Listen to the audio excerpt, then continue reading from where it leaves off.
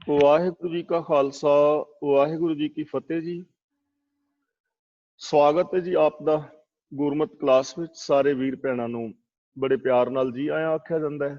जिवें कि आप जी नूं पता ही है कि असी आसा की वार दी विचार कर रहे हाँ।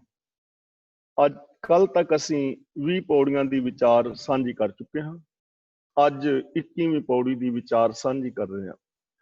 जिवें कि असी विचारिया है बहुत सारे कर्म कांड जो निरर्थक हैं, जिन्हां दा साडी जिंदगी विच कोई लाभ नहीं, और पुजारी वर्ग ने ते राजनीतिक लोगों ने किवें आम जनता दी आर्थिक और मानसिक लुट की है, और गलत धर्म दी गलत जिहड़ी है प्रचार या उहदे डेफिनेशन दसन करके कितना कुछ धर्म की दुनिया विच अंधविश्वास आदि आया है और आम मनुख लाभ नहीं लै सकिया।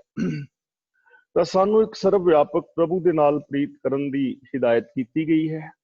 गुरबाणी विच साडा जो गोल है मनुख दा, पूरी मनुखता दा, वो है सचियार होना मन बचन और कर्म करके। ते सचियार होना ही रब नूं मिलना है, क्योंकि रब नूं भी बाणी विच सचियार आख्या है, तू करता सचियार मैंडा साई। रब वर्गे हो के ही बंदे ने जीना है। ਉਹਦੇ वास्ते जरूरी है कि प्रभु दे नाल यानी रब्बी गुणां दे नाल प्रीत पाई जाए। ते अज वाले इस श्लोक दे विच गुरुदेव पातशाह सानू प्रीत दा सही स्वरूप दस रहे ने कि रब दी प्रीत की है और किवें असां रब दे नाल रब्बी गुणां दे नाल प्रीत पानी है, और उस प्रीत पाण दा लाभ सानू की होवेगा। ते नाल ये भी दस रहे ने कि दुनिया दे अंदर झूठी प्रीत भी है, प्रीत का विखावा भी किया जाता है, और वो जो झूठी प्रीत है ਉਹਦੇ ਨਾਲ इमोशनल ब्लैकमेलिंग ਹੁੰਦੀ है, और झूठी प्रीत के नां ते जो है विश्वासघात किए जाते हैं, ड्रामे किए जाते हैं। उस प्रीत का कोई लाभ नहीं है, उस प्रीत दे विचों कुछ भी हथ साडे नहीं आउंदा। दुनियावी तौर पर असीं एक दूजे दे नाल प्यार करना है, ਉਹਦਾ बेस रब नाल प्यार, गुरु नाल प्यार, धर्म नाल प्यार, असल दे अंदर वो की है गुरुदेव पातशाह इन्हां श्लोकां राहीं समझा रहे हैं। इन्हां श्लोकां दी मैं विचार आरंभ करा उस तो पहला प्रेम बारे थोड़ा जिहा समझ लेना। हुण आम मनुख कहता है कि मैं फलां बंदे दे नाल प्यार करदा हां, वो मेरा बेस्ट फ्रेंड है। ਤਾਂ जिथे बेस्ट फ्रेंड या चंगा फ्रेंड या दूजे नंबर का फ्रेंड आ जाए, ਇਹਦਾ मतलब वो फ्रेंडशिप भी समझ लो कि एवें ही निरर्थक जी जापदी है। उस बंदे दे नाल मेरा बहुत प्यार है, दूजियां दे नाल मेरा घट प्यार है, तो ਇਹਦਾ मतलब इत्थे भी कोई धोखा है, क्योंकि प्यार सिर्फ प्यार हुंदा है। ते जिस ते जीवन विच प्यार होएगा वो प्यार ही वंडेगा, ਉਹਦੇ कोल है ही प्यार, ਉਹਦੇ कोल कुछ होर है ही नहीं है। जिवें सरिये सीमेंट की दुकान है, ते उत्थे जाके कोई उन्होंने कहे कि मैनू पेंट शर्ट दे, तो देगा नहीं, हसेगा, उन्हें कहना मेरे को पेंट शर्ट है ही नहीं, सरिये सीमेंट की दुकान। ते जे कोई सब्जी मंडी में जाके उत्थे पूछे कि मैं अखां दा ऑपरेशन कराना है, तो उन्हें कहना इत्थे ते आलू गोभी विकदे ने, सब्जी लै जा, इत्थे ऑपरेशन कित्थे। यानी जिस दे कोल जिहड़ी चीज है उहदे कोल सिर्फ वो मिलेगी, दूजी चीज उत्थे है ही नहीं। ये चीज बड़े गौर दे नाल समझण वाली है। जिसकी जिंदगी विच प्यार होएगा ਉਹਦੇ जीवन विच किसी वास्ते नफरत होएगी ही नहीं। गुरु नानक पातशाह जी के मन अंदर प्यार है तो सारी मनुखता वास्ते प्यार है, उन्होंने मन च नफरत है ही नहीं कि किसी नाल नफरत करन। तां सही गल सही अर्थां दे अंदर प्रेम की है, असी इस चीज नूं समझण दा यतन करांगे। ते जो मैं प्रेम की डेफिनेशन दस रहा वो सच्चे प्रेम की है। असी वेख सकते हाँ कि साडा प्रेम सच्चा है झूठा है, जिस करके सानू कोई इमोशनल ब्लैकमेल ना कर सके, कोई धोखा ना दे सके। दूजे नंबर ते असी भी किसी नूं धोखा ना दे सकीए, ते तीजे नंबर ते असी खुद भी धोखे विच ना रवीए कि मैं प्रेम कर रहा हाँ या ना कर रहा हाँ। ना सानू कोई धोखा दे सके, ना असी किसी नूं धोखा देवीए, और असी आप भी धोखे विच ना रवीए। ਇਹਦੇ वास्ते मैं थोड़ी जी विचार करांगा। असी कहने ना लव इज गॉड, प्रेम ही रब है। ਇਹਦਾ मतलब रब का स्वरूप प्रेम है। ਤੇ ਰੱਬ ਦੀ ਬੋਲੀ ਮਿੱਠ ਬੋਲੜਾ ਜੀ ਹਰ ਸੱਜਣ ਸੁਆਮੀ ਮਿਉਰਾ, ਭਾਖਿਆ ਭਾਉ ਅਪਾਰ। ਰੱਬ ਦੀ ਬੋਲੀ ਵੀ ਪ੍ਰੇਮ ਹੈ ਤੇ ਰੱਬ ਦੀ ਖੁਰਾਕ, ਉਹ ਖੀਰ ਕੜਾਹ ਨਾਲ ਪ੍ਰਸੰਨ ਨਹੀਂ ਹੁੰਦਾ, ਉਹ ਫੁੱਲਾਂ ਦੇ ਗੁਲਦਸਤਿਆਂ ਨਾਲ ਪ੍ਰਸੰਨ ਨਹੀਂ ਹੁੰਦਾ, ਸੋਨੇ ਚਾਂਦੀ ਨਾਲ ਪ੍ਰਸੰਨ ਨਹੀਂ ਹੁੰਦਾ। ਗੋਬਿੰਦ ਭਾਉ ਭਗਤ ਦਾ ਭੁੱਖ, ਪ੍ਰੇਮ, ਔਰ ਪ੍ਰੇਮ ਰਾਹੀਂ ਹੀ ਰੱਬ ਨੂੰ ਪਾਇਆ ਜਾ ਸਕਦਾ ਹੈ। ਹੁਣ ਦੇਖੋ ਪ੍ਰੇਮ ਕਿੰਨੀ ਮਹਾਨ ਚੀਜ਼ ਹੋਈ ਕਿ ਜਿਸ ਰੱਬ ਦੀ ਅਸੀਂ ਪੂਜਾ ਕਰਨੀ ਹੈ, ਜਿਹਦੇ ਨਾਲ ਅਸੀਂ ਮਿਲਣਾ ਹੈ, ਉਹਦਾ ਸਰੂਪ ਵੀ ਪ੍ਰੇਮ, ਉਹਦੀ ਬੋਲੀ ਵੀ ਪ੍ਰੇਮ, ਉਹਦੀ ਖੁਰਾਕ ਵੀ ਪ੍ਰੇਮ, ਔਰ ਉਸ ਦੇ ਨਾਲ ਮਿਲਾਪ ਦਾ ਸਾਧਨ ਵੀ ਪ੍ਰੇਮ। ਇਹਦਾ ਮਤਲਬ ਕਿ ਪ੍ਰੇਮ 2.5 ਅਕਸ਼ਰਾਂ ਦਾ ਕੋਈ ਸ਼ਬਦ ਨਹੀਂ, ਇਹ ਬਹੁਤ ਵਿਸ਼ਾਲ ਚੀਜ਼ ਹੈ।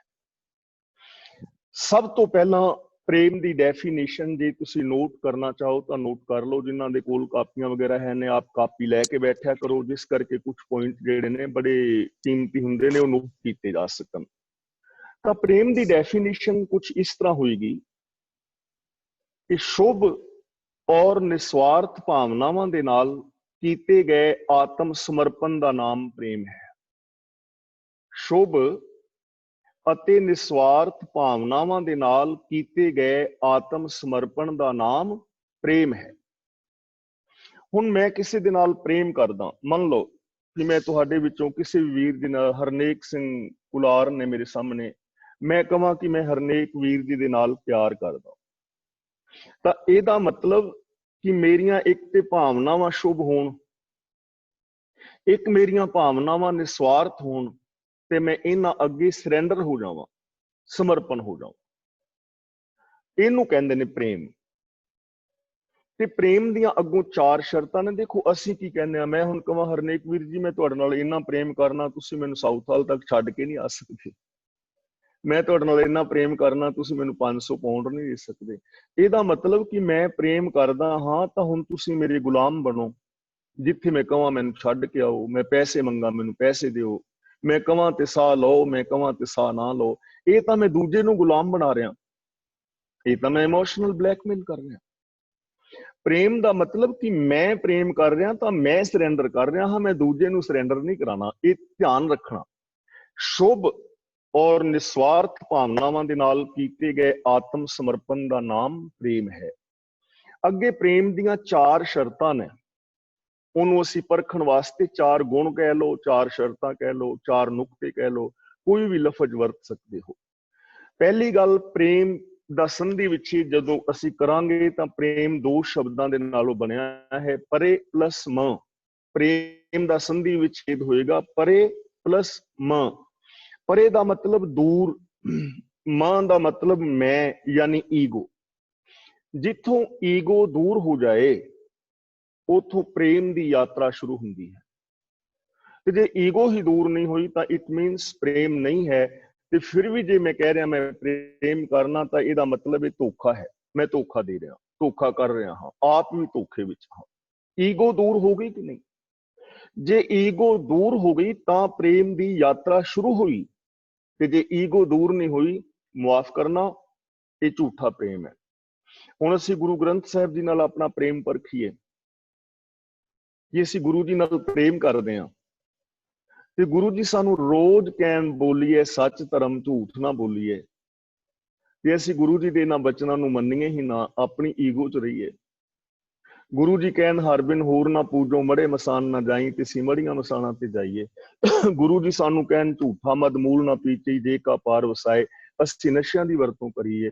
ਗੁਰੂ ਜੀ ਕਹਿਣ ਸ਼ਬਦ ਗੁਰ ਪੀਰਾ ਗਹਿਰ ਗੰਭੀਰਾ, ਤੇ ਅਸੀਂ ਬਾਬਿਆਂ ਨੂੰ ਮੱਥੇ ਟੇਕਦੇ ਹੋਈਏ, ਸਾਡੀ ਈਗੋ ਤੇ ਮਿੱਟੀ ਨਹੀਂ। ਇਟ ਮੀਨਸ ਜੇ ਅਸੀਂ ਫਿਰ ਵੀ ਕਹਿ ਰਹੇ ਹਾਂ ਪ੍ਰੇਮ, ਤਾਂ ਉਹ ਪ੍ਰੇਮ ਝੂਠਾ ਹੈ। ਸਭ ਤੋਂ ਪਹਿਲੀ ਗੱਲ, ਈਗੋ ਜਿੱਥੋਂ ਮਿਟਦੀ ਹੈ ਉਥੋਂ ਪ੍ਰੇਮ ਦੀ ਯਾਤਰਾ ਸ਼ੁਰੂ ਹੁੰਦੀ ਹੈ। ਪ੍ਰੇਮ ਦਾ ਦੂਜਾ ਗੁਣ ਹੈ ਨਿਸਵਾਰਥ ਹੋਵੇ, ਲਾਲਚ ਨਾ ਹੋਵੇ। ਜਿੱਥੇ ਲਾਲਚ ਹੈ ਨਾ, ਉਹ ਪ੍ਰੇਮ ਝੂਠਾ ਹੈ, ਉਹ ਅੱਜ ਵੀ ਟੁੱਟੇਗਾ, ਉਹ ਕੱਲ ਵੀ ਟੁੱਟੇਗਾ। ਫਰੀਦਾ ਜਾਂ ਲੱਭ ਤਾਂ ਨਹੀਂ ਕਿਹਾ, ਲੱਭ ਤਾਂ ਕੂੜਾ ਨਹੀਂ, ਕਿਚਰ ਝੱਟ ਲੰਘਾਈਏ ਛੱਪਰ ਟੁੱਟੇ ਮੇ। ਜੇ ਛਪਰੀ ਵਿੱਚ ਮੰਗੋਰੇ ਨੇ, ਬਰਸਾਤ ਪੈਣ ਲੱਗ ਜਾਏ ਤੇ ਕਿੰਨਾ ਕੁ ਚਿਰ ਝੱਟ ਕੱਢੋਗੇ, ਕਿੰਨਾ ਚਿਰ ਝੱਟ ਨਿਕਲੇਗਾ। ਜੇ ਪ੍ਰੇਮ ਦੇ ਅੰਦਰ ਲਾਲਚ ਹੈ, ਮੰਗ ਹੈ, ਤਾਂ ਫਿਰ ਪ੍ਰੇਮ ਝੂਠਾ ਹੈ। ਜਿਵੇਂ ਅਸੀਂ ਕਹਿੰਦੇ ਹਾਂ ਵੀ ਰੱਬਾ ਸਾਡੀ 1.25 ਲੱਖ रुपए की लाटरी ਕੱਢ, फिर ਅਸੀਂ 1.25 रुपए ਦੇ ਪਤਾਸੇ ਚੜਾਵਾਂਗੇ। ਇਹ ਕਾਹਦਾ ਪ੍ਰੇਮ ਹੈ? ਤਾਂ ਤੀਜੀ ਸ਼ਰਤ ਹੈ ਪ੍ਰੇਮ ਦੀ, ਤਿਆਗ। ਤਿਆਗ, ਜੇ ਤਿਆਗ ਨਹੀਂ ਤਾਂ ਪ੍ਰੇਮ ਨਹੀਂ ਹੈ। ਇਹ ਚੀਜ਼ ਨੂੰ ਸਮਝਣਾ। ਗਲੀਏ ਚਿੱਕੜ, ਦੂਰ ਘਰ, ਨਾਲ ਪਿਆਰੇ ਨਹੀਂ, ਚੱਲਾਂ ਤਾਂ ਭਿੱਜੈ ਕੰਬਲੀ, ਰਹਾਂ ਤਾਂ ਟੁੱਟੇ ਨਹੀਂ। ਵੀ ਮੇਰੇ ਪਿਆਰੇ ਦਾ ਘਰ ਦੂਰ ਹੈ, ਬਰਸਾਤ ਹੋ ਰਹੀ ਹੈ, ਗਲੀਆਂ ਵਿੱਚ ਚਿੱਕੜ ਹੈ, ਤਿਲਕਣ ਹੈ। ਪ੍ਰੋਬਲਮ ਇਹ ਹੈ ਕਿ ਇੱਕੋ ਹੀ ਕੰਬਲੀ ਹੈ, ਇੱਕੋ ਹੀ ਕਮੀਜ਼ ਪਜਾਮਾ ਹੈ ਜਾਂ ਕੋਈ ਵੀ ਕੱਪੜਾ ਹੈ, ਗੋਦੜੀ ਪਾਈ ਹੈ, ਇੱਕ ਹੀ ਹੈ। ਤੁਰਦਾ ਹਾਂ ਤੇ ਕੱਪੜੇ ਭਿੱਜਦੇ ਨੇ, ਨਹੀਂ ਤੁਰਦਾ ਤੇ ਪ੍ਰੇਮ ਟੁੱਟਦਾ। ਹੁਣ ਇੱਥੇ ਕਹਿ ਰਹੇ ਨੇ ਭਿੱਜੋ ਸਿੱਜੋ ਕੰਬਲੀ, ਅੱਲਾਹ ਵਰਸੋ ਮਹਿ, ਜਾਏ ਮਿਲਾਂ ਤਿਨਾ ਸੱਜਣਾ, ਟੁੱਟੋ ਨਾਹੀ ਨਹੀਂ। ਅੱਲਾਹ ਵਰਸੋ ਮਹਿ ਦਾ ਮਤਲਬ ਸਿਚੁਏਸ਼ਨ ਜਿੰਨੀ ਮਰਜ਼ੀ ਖਤਰਨਾਕ ਹੋਵੇ, ਭਿਆਨਕ ਹੋਵੇ, ਹਨੇਰੀਆਂ ਝੁੱਲਦੀਆਂ ਹੋਣ, ਗੜੇ ਪੈਂਦੇ ਹੋਣ, ਮੀਂਹ ਪੈਂਦਾ ਹੋਵੇ, ਚਿੱਕੜ ਗਾਰਾ ਹੋਵੇ, ਸਿਚੁਏਸ਼ਨ ਕਿਤਨੀ ਵੀ ਭੈੜੀ ਹੋਵੇ, ਅੱਲਾਹ ਵਰਸੋ ਮਹਿ ਸਿਚੁਏਸ਼ਨ ਮਾੜੀ ਹੋਵੇ, ਭਿੱਜੋ ਸਿੱਜੋ ਕੰਬਲੀ, ਕੰਬਲੀ ਭਿੱਜਦੀ ਹੈ, ਭਿੱਜਦਾ ਹੈ, ਪਰ ਮੈਂ ਆਪਣਾ ਵਾਅਦਾ ਜ਼ਰੂਰ ਨਿਭਾਵਾਂਗਾ, ਪਿਆਰੇ ਨੂੰ ਜ਼ਰੂਰ ਮਿਲਾਂਗਾ। ਤਿਆਗ। ਹੁਣ ਇਹ ਚੀਜ਼ ਸਮਝਣਾ ਕਿ ਅੱਲਾਹ ਵਰਸੋ ਮਹਿ ਕੀ ਇਹ ਸਿਚੁਏਸ਼ਨ, ਮੀਰ ਮੰਨੂ ਦੇ ਜੇਲ੍ਹ ਦੇ ਅੰਦਰ ਸਿਚੁਏਸ਼ਨ ਇਹ ਹੈ ਕਿ ਨੌਜਵਾਨ ਧੀਆਂ, ਬਜ਼ੁਰਗ ਮਾਤਾਵਾਂ ਔਰ ਮਾਸੂਮ ਬੱਚਿਆਂ ਨੂੰ ਕੈਦ ਕੀਤਾ ਗਿਆ ਹੈ। ਇਹ ਅੱਲਾਹ ਵਰਸੋ ਮਹਿ ਸਿਚੁਏਸ਼ਨ। 1.25 ਮਣ ਦਾ ਪੀਸਣਾ ਦਿੱਤਾ ਗਿਆ। ਆਟਾ ਪੀਣਾ, ਕਣਕ ਪੀਣੀ ਬਹੁਤ ਔਖੀ ਹੈ। ਮੈਂ ਆਪਣੀ ਮਾਤਾ ਦੇ ਨਾਲ ਪਿਆਂਦਾ ਰਿਹਾ ਰਾਜਸਥਾਨ ਵਿੱਚ, ਉਦੋਂ ਚੱਕੀਆਂ ਨਹੀਂ ਸੀ ਹੁੰਦੀਆਂ ਤੇ ਆਟਾ ਹੱਥ ਨਾਲ ਪੀ ਕੇ ਖਾਈਦਾ ਸੀ। ਬੜਾ ਔਖਾ ਹੈ ਪੀਣਾ। 2 ਕਿਲੋ ਆਟਾ ਸਵੇਰੇ, 2 ਕਿਲੋ ਸ਼ਾਮ ਨੂੰ, ਹਰ ਰੋਜ਼ ਪੀ ਕੇ ਖਾਣਾ ਪੈਂਦੀ ਸੀ ਰੋਟੀ।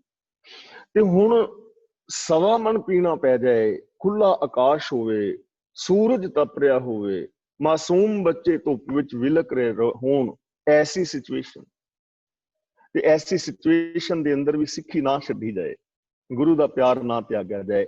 ਤੇ ਅੱਲਾਹ ਵਰਸੋ ਮਹਿ ਕੀ ਹੈ?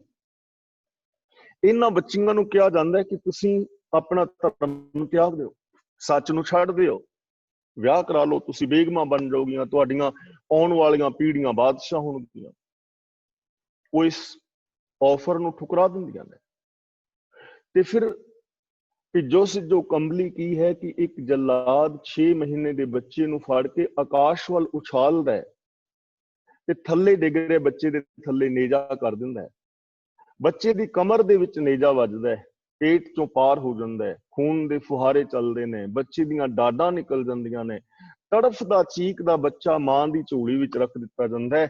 ਇਹਨੂੰ ਕਹਿੰਦੇ ਨੇ ਭਿੱਜੋ ਸਿੱਜੋ ਕੰਬਲੀ। ਐਸੀ ਸਿਚੁਏਸ਼ਨ ਵਿੱਚ ਪਿਆਰ ਨੂੰ ਨਿਭਾਇਆ ਜਾ ਰਿਹਾ ਹੈ।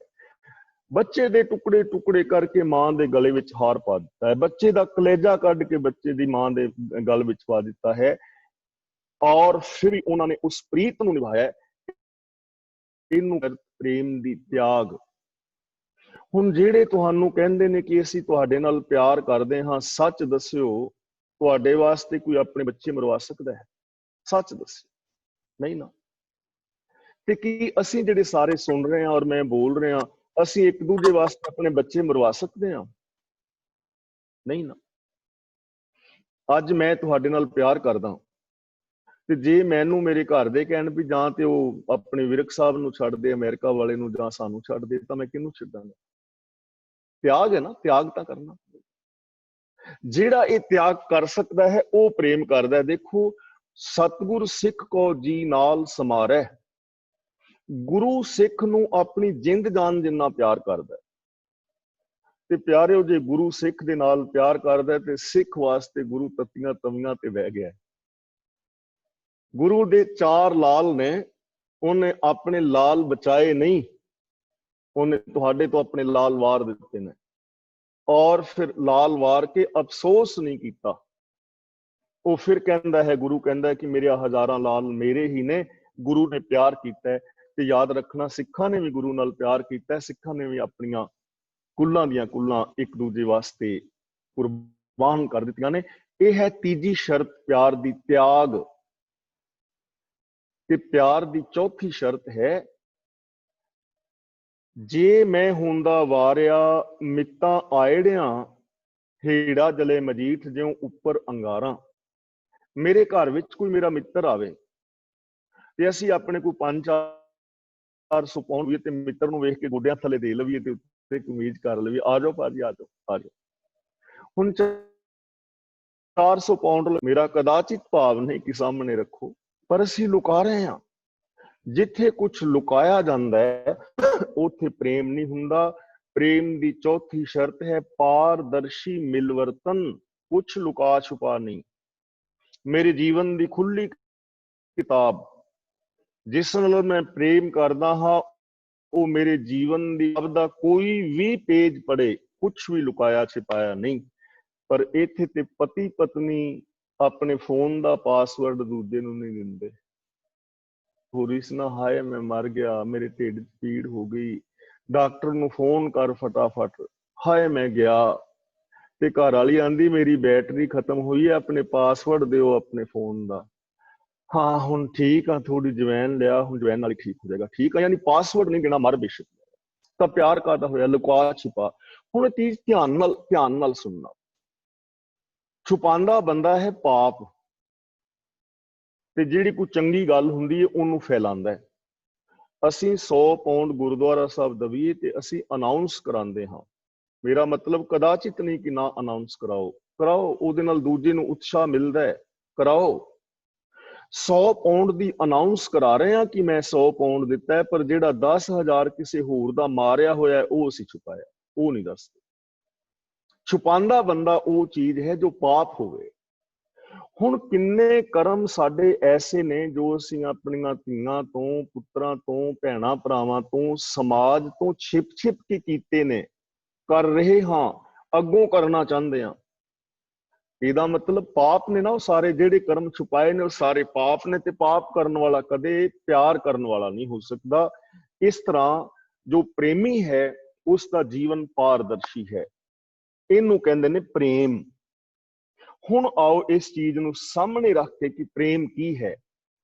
ਸ਼ੁਭ ਔਰ ਨਿਸਵਾਰਥ ਭਾਵਨਾਵਾਂ ਦੇ ਨਾਲ ਕੀਤੇ ਗਏ ਆਤਮ ਸਮਰਪਣ ਦਾ ਨਾਮ ਪ੍ਰੇਮ ਹੈ। ਔਰ ਅੱਗੇ ਇਸ ਪ੍ਰੇਮ ਦੀਆਂ ਇਹ ਸ਼ਰਤਾਂ ਨੇ, ਜਿੱਥੇ ਇਹ 4 ਸ਼ਰਤਾਂ ਪੂਰੀਆਂ ਹੁੰਦੀਆਂ ਨੇ ਉੱਥੇ ਸੱਚਾ ਪ੍ਰੇਮ ਹੁੰਦਾ ਹੈ। ਬਾਕੀ ਸਭ ਬਕਵਾਸ ਹੈ, ਬਾਕੀ ਸਭ ਝੂਠ ਹੈ। ਬਾਕੀ ਨੂੰ ਗੁਰੂ ਜੀ ਕਹਿੰਦੇ ਨੇ ਜਗਤ ਮੈਂ ਝੂਠੀ ਦੇਖੀ ਪ੍ਰੀਤ, ਸੱਚੀ ਪ੍ਰੀਤ ਇਹ ਹੈ। ਤਾਂ ਹੁਣ ਗੁਰੂ ਜੀ ਕਹਿੰਦੇ ਨੇ, ਧੰਨ ਗੁਰੂ ਅੰਗਦ ਪਾਤਸ਼ਾਹ ਜੀ ਦਾ ਸ਼ਲੋਕ ਹੈ ਪਹਿਲਾ, ਇਹ ਕਿਨੇ ਹੀ ਆਸ਼ਕੀ ਦੂਜੇ ਲੱਗੇ ਜਾਏ। ਆਸ਼ਕੀ ਦਾ ਮਤਲਬ ਪ੍ਰੀਤੀ।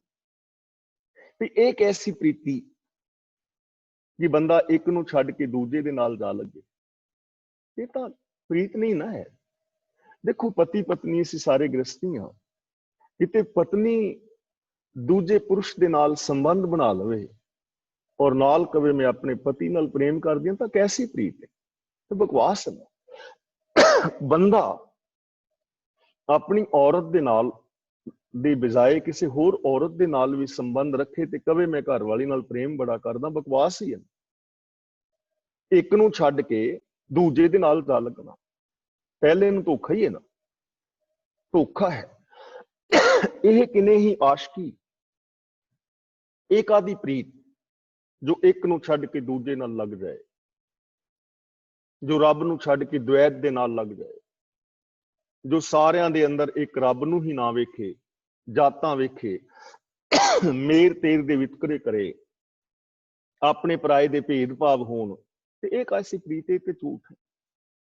ਗੁਰੂ ਦੇ ਨਾਲ ਪ੍ਰੀਤ ਤੇ ਨਾਲ ਬਾਬਿਆਂ ਨੂੰ ਵੀ ਮੱਥਾ ਟੇਕੇ, ਇਹ ਤਾਂ ਪ੍ਰੀਤ ਨਹੀਂ ਨਾ। ਇੱਕ ਛੋੜ ਖਸਮ ਛੋੜ ਦੂਜੇ ਲੱਗੇ ਡੂਬੇ ਸੇਵਨ ਜਾ ਰਿਹਾ।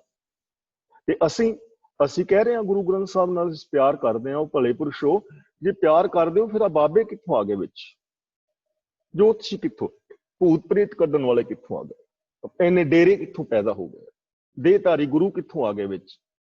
ਤੇ ਜੇ ਤੁਸੀਂ ਕਹਿੰਦੇ ਹੋ ਵੀ ਗੁਰੂ ਨਾਲ ਵੀ ਪਿਆਰ ਕਰਨੇ ਆ ਤੇ ਬਾਬਿਆਂ ਨੂੰ ਵੀ ਪਰੌਂਠੇ ਬਣਾ ਕੇ ਖਵਾਉਂਦੇ ਆ, ਫਿਰ ਇਹ ਪ੍ਰੀਤ ਝੂਠੀ ਹੈ। ਕਰੈਕਟਰਲੈਸ ਔਰਤ ਔਰ ਕਰੈਕਟਰਲੈਸ ਬੰਦੇ ਵਾਲੀ ਪ੍ਰੀਤ ਹੈ ਇਹ। ਕਿਨੇ ਹੀ ਆਸ਼ਕੀ ਦੂਜੇ ਲੱਗੇ ਜਾਏ, ਨਾਨਕ ਆਸ਼ਕ ਕਾਂਢੀਏ ਸਦ ਹੀ ਰਹਿ ਸਮਾਏ। ਕਾਂਢੀਏ ਦਾ ਮਤਲਬ ਗਿਣਿਆ ਜਾਂਦਾ ਹੈ। ਆਸ਼ਕ प्यार करने वाला ਉਹਨੂੰ ਗਿਣਿਆ ਜਾਂਦਾ ਹੈ ਸਦ ਹੀ ਰਹੇ ਸਮਾਏ, ਸਦਾ ਆਪਣੇ ਪਿਆਰੇ ਦੇ ਅੰਦਰ ਸਮਾਇਆ ਰਹੇ, ਲੀਨ ਰਹੇ, ਉਹਦੀ ਸੁਰਤ ਰੱਬੀ ਗੁਣਾਂ ਦੇ ਅੰਦਰ ਸਮਾਈ ਰਹੇ, ਸੱਚ ਵਿੱਚ, ਦਇਆ ਵਿੱਚ, ਪ੍ਰੇਮ ਵਿੱਚ, ਨਿਰਭੈਤਾ ਵਿੱਚ, ਨਿਰਵੈਰਤਾ ਦੇ ਅੰਦਰ ਉਹਦੀ ਸੁਰਤ ਸਮਾਈ ਹੋਵੇ ਕਿ ਸਭ ਮੈਂ ਜੋਤ ਜੋਤ ਹੈ ਸੋਏ। ਉਹਦੀ ਇਸ ਪ੍ਰੀਤ ਇੱਕ ਰੱਬ ਦੇ ਨਾਲ ਹੋਵੇ, ਗੁਰੂ ਦੇ ਸਿਧਾਂਤਾਂ ਦੇ ਨਾਲ ਹੋਵੇ, ਤੇ ਜੇ ਉਹ ਕਰਮ ਕਾਂਡ ਵੀ ਕਰਦਾ ਫਿਰਦਾ ਹੈ ਤੇ ਆਪਣਾ ਪਿਆਰ ਵੀ ਗੁਰਬਾਣੀ ਨਾਲ ਦਰਸਾਉਂਦਾ ਹੈ ਤਾਂ ਇਹ ਵਿਖਾਵਾ ਹੈ। ਇਸੇ ਕਰਕੇ ਆਮ ਮਨੁੱਖ ਦੀ ਜ਼ਿੰਦਗੀ ਦੇ ਅੰਦਰ ਕੋਈ ਬਹੁਤ ਵੱਡੀ ਚੀਜ਼ ਘਟਿਤ ਨਹੀਂ ਹੋਈ, ਕੋਈ ਬਹੁਤ ਵੱਡਾ ਆਨੰਦ ਉਹ ਨਹੀਂ ਮਾਣ ਸਕਿਆ, ਕੋਈ ਉੱਚਾ ਆਤਮਕ ਖੁਸ਼ੀ ਨਹੀਂ ਮਾਣ ਸਕਿਆ। ਕਿਤੇ ਨਾ ਕਿਤੇ ਫਿਕਰ, ਚਿੰਤਾ, ਚੋਰੇ, ਕਾੜੇ, ਅੰਦੇਸ਼ੇ, ਵੈਰ, ਵਿਰੋਧ, ਇਹ ਸਾਰਾ ਕੁਝ ਜ਼ਿੰਦਗੀ ਦੇ ਅੰਦਰ ਵੇਖਿਆ ਜਾ ਸਕਦਾ ਹੈ, ਕਿਉਂਕਿ ਪ੍ਰੀਤ ਹੀ ਝੂਠੀ ਹੈ, ਪ੍ਰੀਤ ਹੀ ਵਿਖਾਵੇ ਦੀ ਹੈ, ਤੇ ਵਿਖਾਵੇ ਦੇ ਵਿੱਚੋਂ ਤੇ ਵਿਖਾਵਾ ਹੀ ਉਪਜੇਗਾ। ਇਸ ਲਈ ਗੁਰੂ ਜੀ ਕਹਿੰਦੇ ਨੇ, ਨਾਨਕ ਆਸ਼ਿਕ ਕੰਢ ਹੀ ਹੈ ਸਦ ਹੀ ਰਹਿ ਸਮਾਏ। ਸੱਚਾ ਪਿਆਰ ਕਰਨ ਵਾਲਾ ਉਹਨੂੰ ਗਿਣਿਆ ਜਾ ਸਕਦਾ ਹੈ ਜੋ ਸਦਾ ਹੀ ਆਪਣੇ ਪਿਆਰੇ ਦੇ ਅੰਦਰ ਸਮਾਇਆ ਰਹੇ, ਗੁਰੂ ਦੇ ਨਾਲ ਜੁੜਿਆ ਰਹੇ, ਗੁਰੂ ਦੇ ਸਿਧਾਂਤਾਂ ਅਨੁਸਾਰ ਜ਼ਿੰਦਗੀ ਜੀਵੇ, ਮਨ, ਬਚਨ ਔਰ ਕਰਮ ਕਰਕੇ ਗੁਰਬਾਣੀ ਅਨੁਸਾਰ ਉਹਦੀ ਜ਼ਿੰਦਗੀ ਹੋਵੇ, ਉਹਨੂੰ ਅਸੀਂ ਸੱਚਾ ਆਸ਼ਿਕ ਕਹਿ ਸਕਦੇ ਹਾਂ। ਅਗਲਾ ਬਚਨ ਕਰਦੇ ਨੇ, ਚੰਗੇ ਚੰਗਾ ਕਰ ਮੰਨੈ, ਮੰਦੇ ਮੰਦਾ ਹੋਏ। ਇੱਥੇ ਚੰਗੇ ਦਾ ਮਤਲਬ ਹੈ ਸੁਖ। ਜੇ ਸੁਖ ਆ ਜਾਏ ਤੇ ਉਹਨੂੰ ਚੰਗਾ ਕਰਕੇ ਮੰਨੇ ਕਿ ਬਹੁਤ ਚੰਗਾ, ਸ਼ੁਕਰੀਆ ਰੱਬ ਦਾ, ਚੰਗਾ।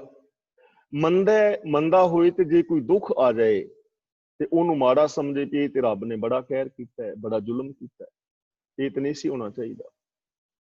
ਸੁਖ ਵੇਲੇ ਚੰਗਾ ਤੇ ਦੁੱਖ ਵੇਲੇ ਮੰਦਾ, ਇਹ ਪ੍ਰੇਮ ਦੀ ਨਿਸ਼ਾਨੀ ਨਹੀਂ ਹੈ, ਇਹ ਤੇ ਲੋੜ ਮੁਤਾਬਕ ਹੈ, ਇਹ ਤੇ ਆਪਣਾ ਸਵਾਰਥ ਹੈ। ਸਵਾਰਥੀ ਬੰਦੇ ਨੇ ਸਮਰਪਣ ਤੇ ਕੀਤੇ ਹੀ ਨਹੀਂ ਨਾ। ਇੱਥੇ ਤਾਂ ਧੰਨ ਗੁਰੂ ਅਰਜਨ ਦੇਵ ਜੀ ਮਹਾਰਾਜ ਜੀ ਦਰਬਾਰ ਸਾਹਿਬ ਵਿੱਚ ਸੁਸ਼ੋਭਿਤ ਨੇ, ਤਾਂ ਉੱਥੇ ਵੀ ਕਹਿ ਰਹੇ ਨੇ, ਤੇਰਾ ਕੀਆ ਮੀਠਾ ਲਾਗੇ। ਹਜ਼ਾਰਾਂ ਸੇਵਕ ਮੱਥਾ ਟੇਕ ਰਹੇ ਨੇ, ਸ਼ੀਸ਼ ਤੇ ਚੰਦੋਆ ਸਾਹਿਬ ਹੈ, ਚੌਰ ਸਾਹਿਬ ਝੁਲ ਰਿਹਾ ਹੈ, ਮਖਮਲੀ ਗਦੇਲੇ ਨੇ, ਉੱਥੇ ਵੀ ਤੇਰਾ ਕੀਆ ਮੀਠਾ ਲਾਗੇ।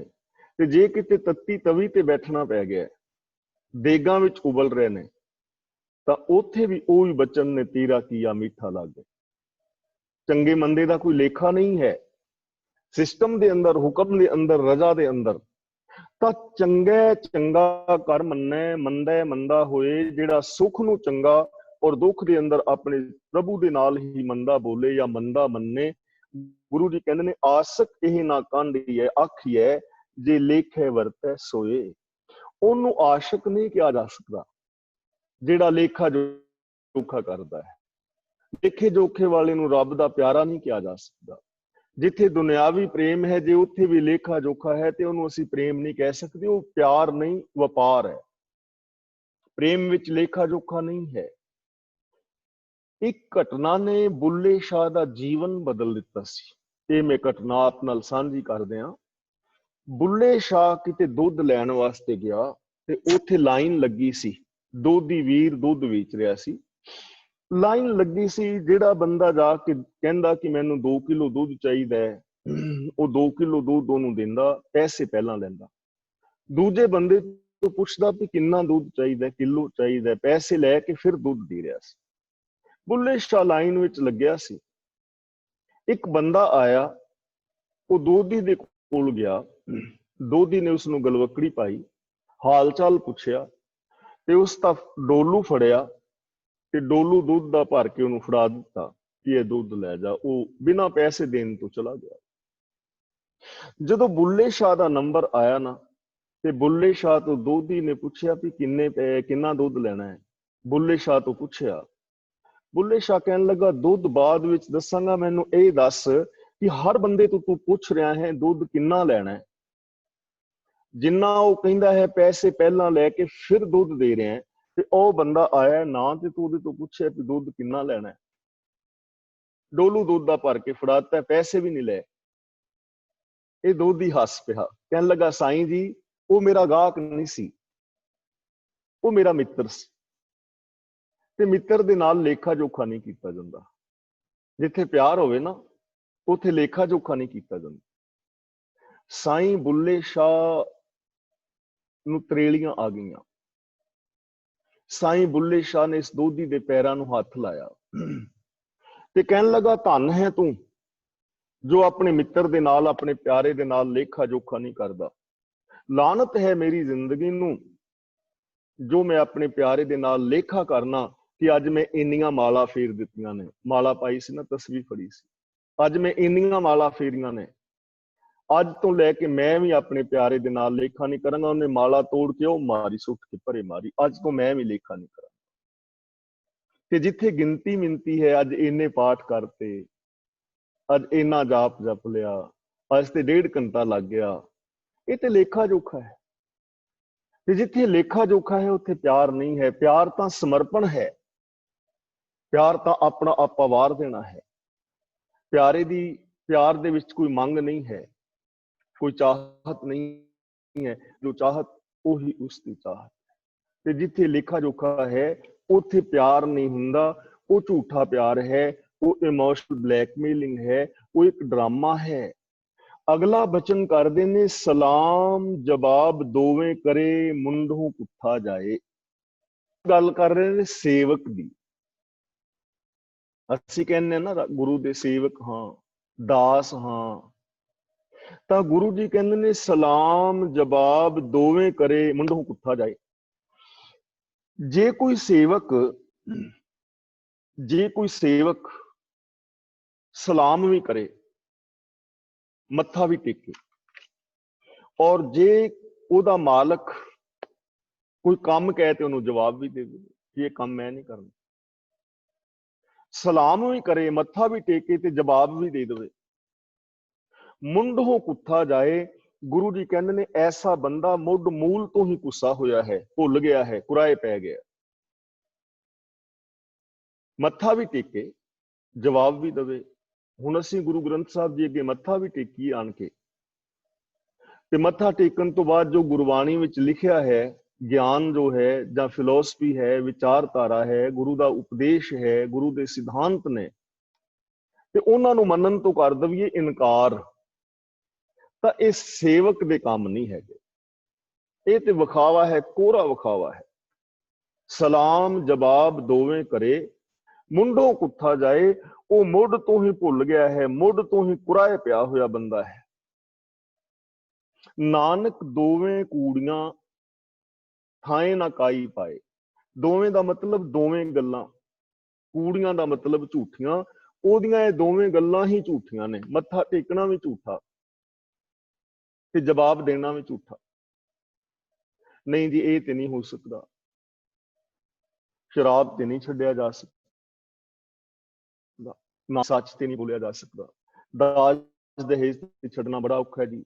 ਬਰਾਤਾਂ ਦੀ 200-400 ਬੰਦਾ ਲਿਜਾਣੀ ਹੀ ਪੈਣੀ ਹੈ, ਨਿੱਤ ਰਿਸ਼ਤੇਦਾਰ ਨਾਰਾਜ਼ ਹੋ ਜਾਣਗੇ। ਇਹ ਤਾਂ ਮੈਂ ਨਹੀਂ ਕਰ ਸਕਦਾ। ਤੇ ਫਿਰ ਮੱਥਾ ਟੇਕਣ ਦਾ ਕੋਈ ਲਾਭ ਹੀ ਨਹੀਂ। ਮੱਥਾ ਟੇਕਣਾ ਔਰ ਹੁਕਮ ਵੀ ਨਾ ਮੰਨਣਾ, ਇਹ ਦੋਵੇਂ ਗੱਲਾਂ ਝੂਠੀਆਂ ਨੇ। ਔਰ ਐਸਾ ਬੰਦਾ ਮੁੱਢ ਮੂਲ ਤੋਂ ਹੀ ਕੁਰਾਏ ਪਿਆ ਹੋਇਆ ਹੈ।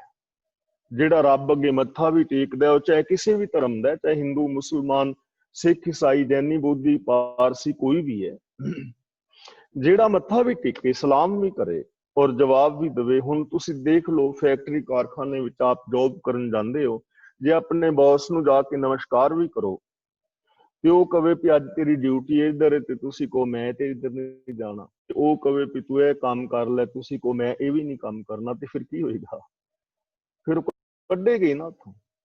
ਐਸਾ ਬੰਦਾ ਕਾਮਯਾਬ ਤੇ ਨਹੀਂ ਨਾ, ਝੂਠਾ ਹੀ ਹੈ ਨਾ। ਐਸੇ ਬੰਦੇ ਨੂੰ ਕੌਣ ਰੱਖੇਗਾ? ਐਸੇ ਬੰਦੇ ਨਾਲ ਕੀ ਬੌਸ ਪਿਆਰ ਕਰੇਗਾ? ਕਦੇ ਵੀ ਨਹੀਂ। ਤਾਂ ਜ਼ਰੂਰਤ ਹੈ, ਅਸੀਂ ਪਿੱਛੇ ਵਿਚਾਰ ਰਹੇ ਹਾਂ, ਗੁਰੂ ਜੀ ਪਾਵਨ ਬਚਨ ਕਰਦੇ ਨਾ, ਸ਼ੀਸ਼ ਨਿਵਾਏ ਕਿਆ ਥੀ ਹੈ, ਜਾਰੀ ਦੇ ਕਸੂਦੇ ਜਾਹੇ। ਮੱਥਾ ਟੇਕਣ ਨਾਲ ਕੀ ਹੋਣਾ ਜੇ ਦਿਲ ਦੇ ਵਿੱਚ ਪਿਆਰ ਨਹੀਂ, ਜੇ ਸੱਚਾਈ ਨਹੀਂ, ਅੱਖਾਂ ਨਾਲ ਪਰਾਏ ਰੂਪ ਨੂੰ, ਪਰਾਏ ਧਨ ਨੂੰ, ਲਲਚਾਈਆਂ ਨਜ਼ਰਾਂ ਨਾਲ, ਕੰਨਾਂ ਦੇ ਨਾਲ ਨਿੰਦਿਆ ਸੁਣਦੇ ਹਾਂ, ਜ਼ਬਾਨ ਦੇ ਨਾਲ ਝੂਠੇ ਹੰਕਾਰ ਭਰੇ ਔਰ ਕ੍ਰੋਧ ਵਾਲੇ ਬੋਲ ਬੋਲਦੇ ਆ, ਦਿਲ ਦੁਖਾਵੇਂ, ਹੱਥਾਂ ਨਾਲ ਕਿਸੇ ਦਾ ਹੱਕ ਖਾਂਦੇ ਆ, ਪਰਾਈ ਪ੍ਰੋਪਰਟੀ ਦਬਾਉਂਦੇ ਆ, ਪੈਰਾਂ ਦੇ ਨਾਲ ਮਾੜੇ ਪਾਸੇ ਤੁਰ ਕੇ ਜਾਂਦੇ ਹਾਂ, ਮਨ ਦੇ ਅੰਦਰ ਸੋਚਣ ਦਾ ਕੋਈ ਫਾਇਦਾ ਹੈ? ਦੋਵੇਂ ਗੱਲਾਂ ਝੂਠੀਆਂ ਹੀ ਹੋਈਆਂ। ਹੁਣ ਜ਼ਰੂਰਤ ਹੈ ਕਿ ਸੁੱਖ ਦੁੱਖ ਦੇ ਅੰਦਰ ਗੁਰੂ ਦੇ ਆਸ਼ੇ ਮੁਤਾਬਕ ਚੱਲਿਆ ਜਾਏ। ਸੇਵਕ ਦੀ ਮੈਂ ਥੋੜੀ ਜਿਹੀ ਆਪ ਦੇ ਨਾਲ ਵਿਚਾਰ ਸਾਂਝੀ ਕਰਦਾ, ਜਿਸ ਕਰਕੇ ਚੀਜ਼ ਨਾ ਸਾਨੂੰ ਸਮਝ ਆ ਜਾਏ। ਕਹਿੰਦੇ ਨੇ ਕਿਸੇ ਸ਼ਾਹੂਕਾਰ ਨੇ ਇੱਕ ਗੁਲਾਮ ਖਰੀਦਿਆ ਮਨੁੱਖਾਂ ਦੀ ਮੰਡੀ ਚੋਂ। ਮਨੁੱਖ ਵਿਕਦੇ ਰਹੇ ਨੇ, ਬਾਜ਼ਾਰਾਂ ਵਿੱਚ ਔਰਤਾਂ ਵਿਕਦੀਆਂ ਰਹੀਆਂ ਨੇ। ਗਜਨੀ ਦੇ ਬਾਜ਼ਾਰ ਵਿੱਚ ਪਹਿਲਾਂ ਬੰਦਿਆਂ ਨੂੰ ਵੀ, ਗੁਲਾਮਾਂ ਨੂੰ ਵੇਚ ਦਿੰਦੇ ਸਨ ਮੰਡੀਆਂ ਵਿੱਚ, ਜਿਵੇਂ ਪਸ਼ੂਆਂ ਦੀਆਂ ਮੰਡੀਆਂ ਬੰਦਿਆਂ ਦੀਆਂ ਮੰਡੀਆਂ ਲੱਗਦੀਆਂ ਰਹੀਆਂ। ਗੁਲਾਮ ਖਰੀਦਿਆ, ਖਰੀਦ ਕੇ ਘਰ ਲਿਆ ਤੇ ਸ਼ਾਹੂਕਾਰ ਨੇ ਵੇਖਿਆ ਕਿ ਗੁਲਾਮ ਬੜਾ ਸੋਹਣਾ ਸੁਨੱਖਾ ਹੈ, ਬੜਾ ਪ੍ਰਤਿਭਾ ਵਾਲਾ ਹੈ, ਬੜੀ ਚੰਗੀ ਇਹਦੀ ਪਰਸਨੈਲਿਟੀ, ਬੋਲ ਚਾਲ ਚੰਗਾ ਹੈ, ਤੇ ਇਹਨੂੰ ਕਿਉਂ ਨਾ ਮੈਂ ਅੰਗ ਰਕਸ਼ਕ ਬਣਾ ਲਵਾਂ। ਇਹਨੇ ਇਸ ਲੜਕੇ ਨੂੰ ਕਿਹਾ, ਨੌਜਵਾਨ ਤੂੰ ਹੀ ਕਿਸੇ ਮਾਂ ਦਾ ਲਾਲ ਹੈ, ਠੀਕ ਹੈ, ਮੈਂ ਤੈਨੂੰ ਖਰੀਦ ਕੇ ਲਿਆਇਆ, ਪਰ ਮੈਂ ਨਹੀਂ ਚਾਹੁੰਦਾ ਕਿ ਤੈਨੂੰ ਗੁਲਾਮਾਂ ਦੀ ਤਰ੍ਹਾਂ ਰੱਖਾਂ। ਮੈਂ ਚਾਹੁੰਦਾ ਕਿ ਮੈਂ ਤੈਨੂੰ ਆਪਣਾ ਅੰਗ ਰਕਸ਼ਕ ਬਣਾਵਾਂ। ਮੈਨੂੰ ਦੱਸ ਕਿ ਤੇਰਾ ਨਾਮ ਕੀ ਹੈ। ਇਸ ਗੁਲਾਮ ਦੀਆਂ ਅੱਖਾਂ 'ਚ ਹੰਝੂ ਆ ਗਏ ਤੇ ਹੱਥ ਜੋੜ ਕੇ ਕਹਿਣ ਲੱਗਾ, ਐ ਸ਼ਾਹੂਕਾਰ, ਮੇਰਾ ਨਾਮ ਕੁਝ ਵੀ ਨਹੀਂ। ਕਹਿਣ ਲੱਗਾ, ਇਹ ਤਾਂ ਨਹੀਂ ਹੋ ਸਕਦਾ ਵੀ ਨਾਮ ਕੁਝ ਨਾ ਹੋਵੇ, ਨਾਮ ਤੇ ਜੰਮਦੇ ਹੀ ਬੱਚੇ ਦਾ ਮਾਂ ਪਿਓ ਰੱਖਦੇ ਨੇ। ਕਹਿੰਦਾ ਮੇਰਾ ਵੀ ਨਾਮ ਰੱਖਿਆ ਸੀ, ਮੇਰਾ ਵੀ ਨਾਮ ਹੈ ਸੀ, ਪਰ ਹੁਣ ਮੇਰਾ ਕੋਈ ਨਾਮ ਨਹੀਂ। ਹੁਣ ਤਾਂ ਮੈਂ ਗੁਲਾਮ ਹਾਂ, ਜਦੋਂ ਮੈਂ ਆਜ਼ਾਦ ਸਾਂ ਉਦੋਂ ਮੇਰਾ ਨਾਮ ਸੀ। ਹੁਣ ਮੈਂ ਤੇਰਾ ਗੁਲਾਮ ਹਾਂ, ਜਿਹੜਾ ਨਾਮ ਤੂੰ ਰੱਖੇਗਾ ਮੈਨੂੰ ਉਹੀ ਪਸੰਦ ਹੈ, ਜਿਸ ਨਾਮ ਤੂੰ ਬੁਲਾਏਗਾ ਮੈਂ ਤੈਨੂੰ ਆਵਾਜ਼ ਦੇ ਦਾਂ।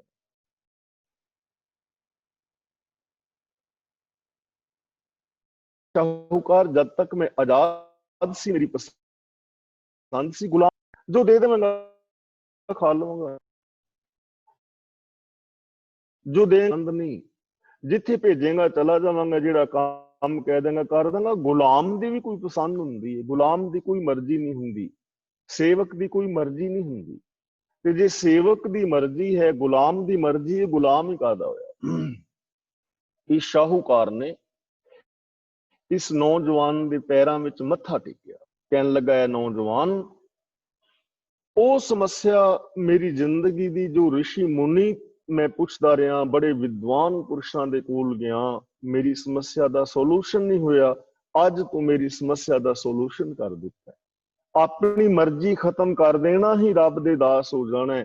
ਅੱਜ ਤੋਂ ਲੈ ਕੇ ਮੈਂ ਵੀ ਆਪਣੀ ਮਰਜ਼ੀ ਖਤਮ ਕਰਦਾ ਹਾਂ, ਔਰ ਮੈਂ ਤੈਨੂੰ ਆਪਣਾ ਗੁਰੂ ਸਵੀਕਾਰ ਕਰਦਾ। ਰੱਬ ਦੇ ਅੱਗੇ ਆਪਣੀ ਮਰਜ਼ੀ ਕਰ, ਦਾਸ ਦੀ ਆਪਣੀ ਮਰਜ਼ੀ, ਕੋਈ ਰੱਬ ਦੀ ਮਰਜ਼ੀ।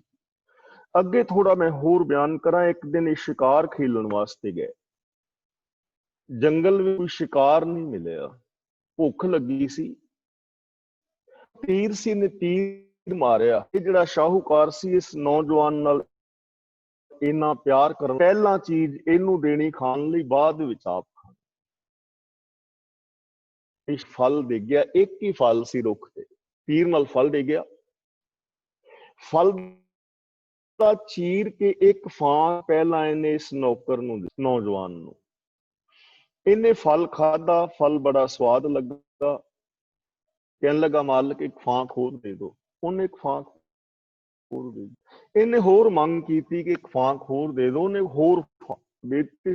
ਸ਼ਾਹੂਕਾਰ ਵੀ ਕਿਵੇਂ ਪਿਆਰ ਦੇ ਨਾਲ ਮੰਗ ਕੇ ਖਾਈ ਜਾ ਰਿਹਾ। ਇੱਕ ਫਾਂਕ ਬਚੀ, ਕਹਿਣ ਲੱਗਾ, ਸ਼ਾਹੂਕਾਰ ਮਾਲਕ, ਮੈਨੂੰ ਇਹ ਫਾਂਕ ਵੀ ਦੇ ਦੋ। ਤੁਹਾਡਾ ਇੱਕ ਫਾਂਕ ਨਾਲ ਕੁਛ ਬਣਨਾ ਨਹੀਂ, ਮੇਰਾ ਸਵਾਦ ਬਣਿਆ ਬਣਿਆ। ਸ਼ਾਹੂਕਾਰ ਨੇ ਝਪਟ ਕੇ ਉਹਦੇ ਹੱਥ ਚੋਂ ਖੋਹਣਾ, ਕੋਈ ਹੱਦ ਹੁੰਦੀ ਹੈ, ਮੈਨੂੰ ਵੀ ਭੁੱਖ ਲੱਗੀ ਹੈ, ਮੈਂ ਖਾ ਲਵਾਂ। ਜਦੋਂ ਇਹਨੇ ਮੂੰਹ ਦੇ ਵਿੱਚ ਪਾਇਆ, ਇਹ ਫਲ ਜ਼ਹਿਰ ਵਰਗਾ ਕੌੜਾ ਸੀ, ਤੁੰਮੇ ਵਰਗਾ। ਸ਼ਾਹੂਕਾਰ ਨੇ ਥੁੱਕ ਦਿੱਤਾ।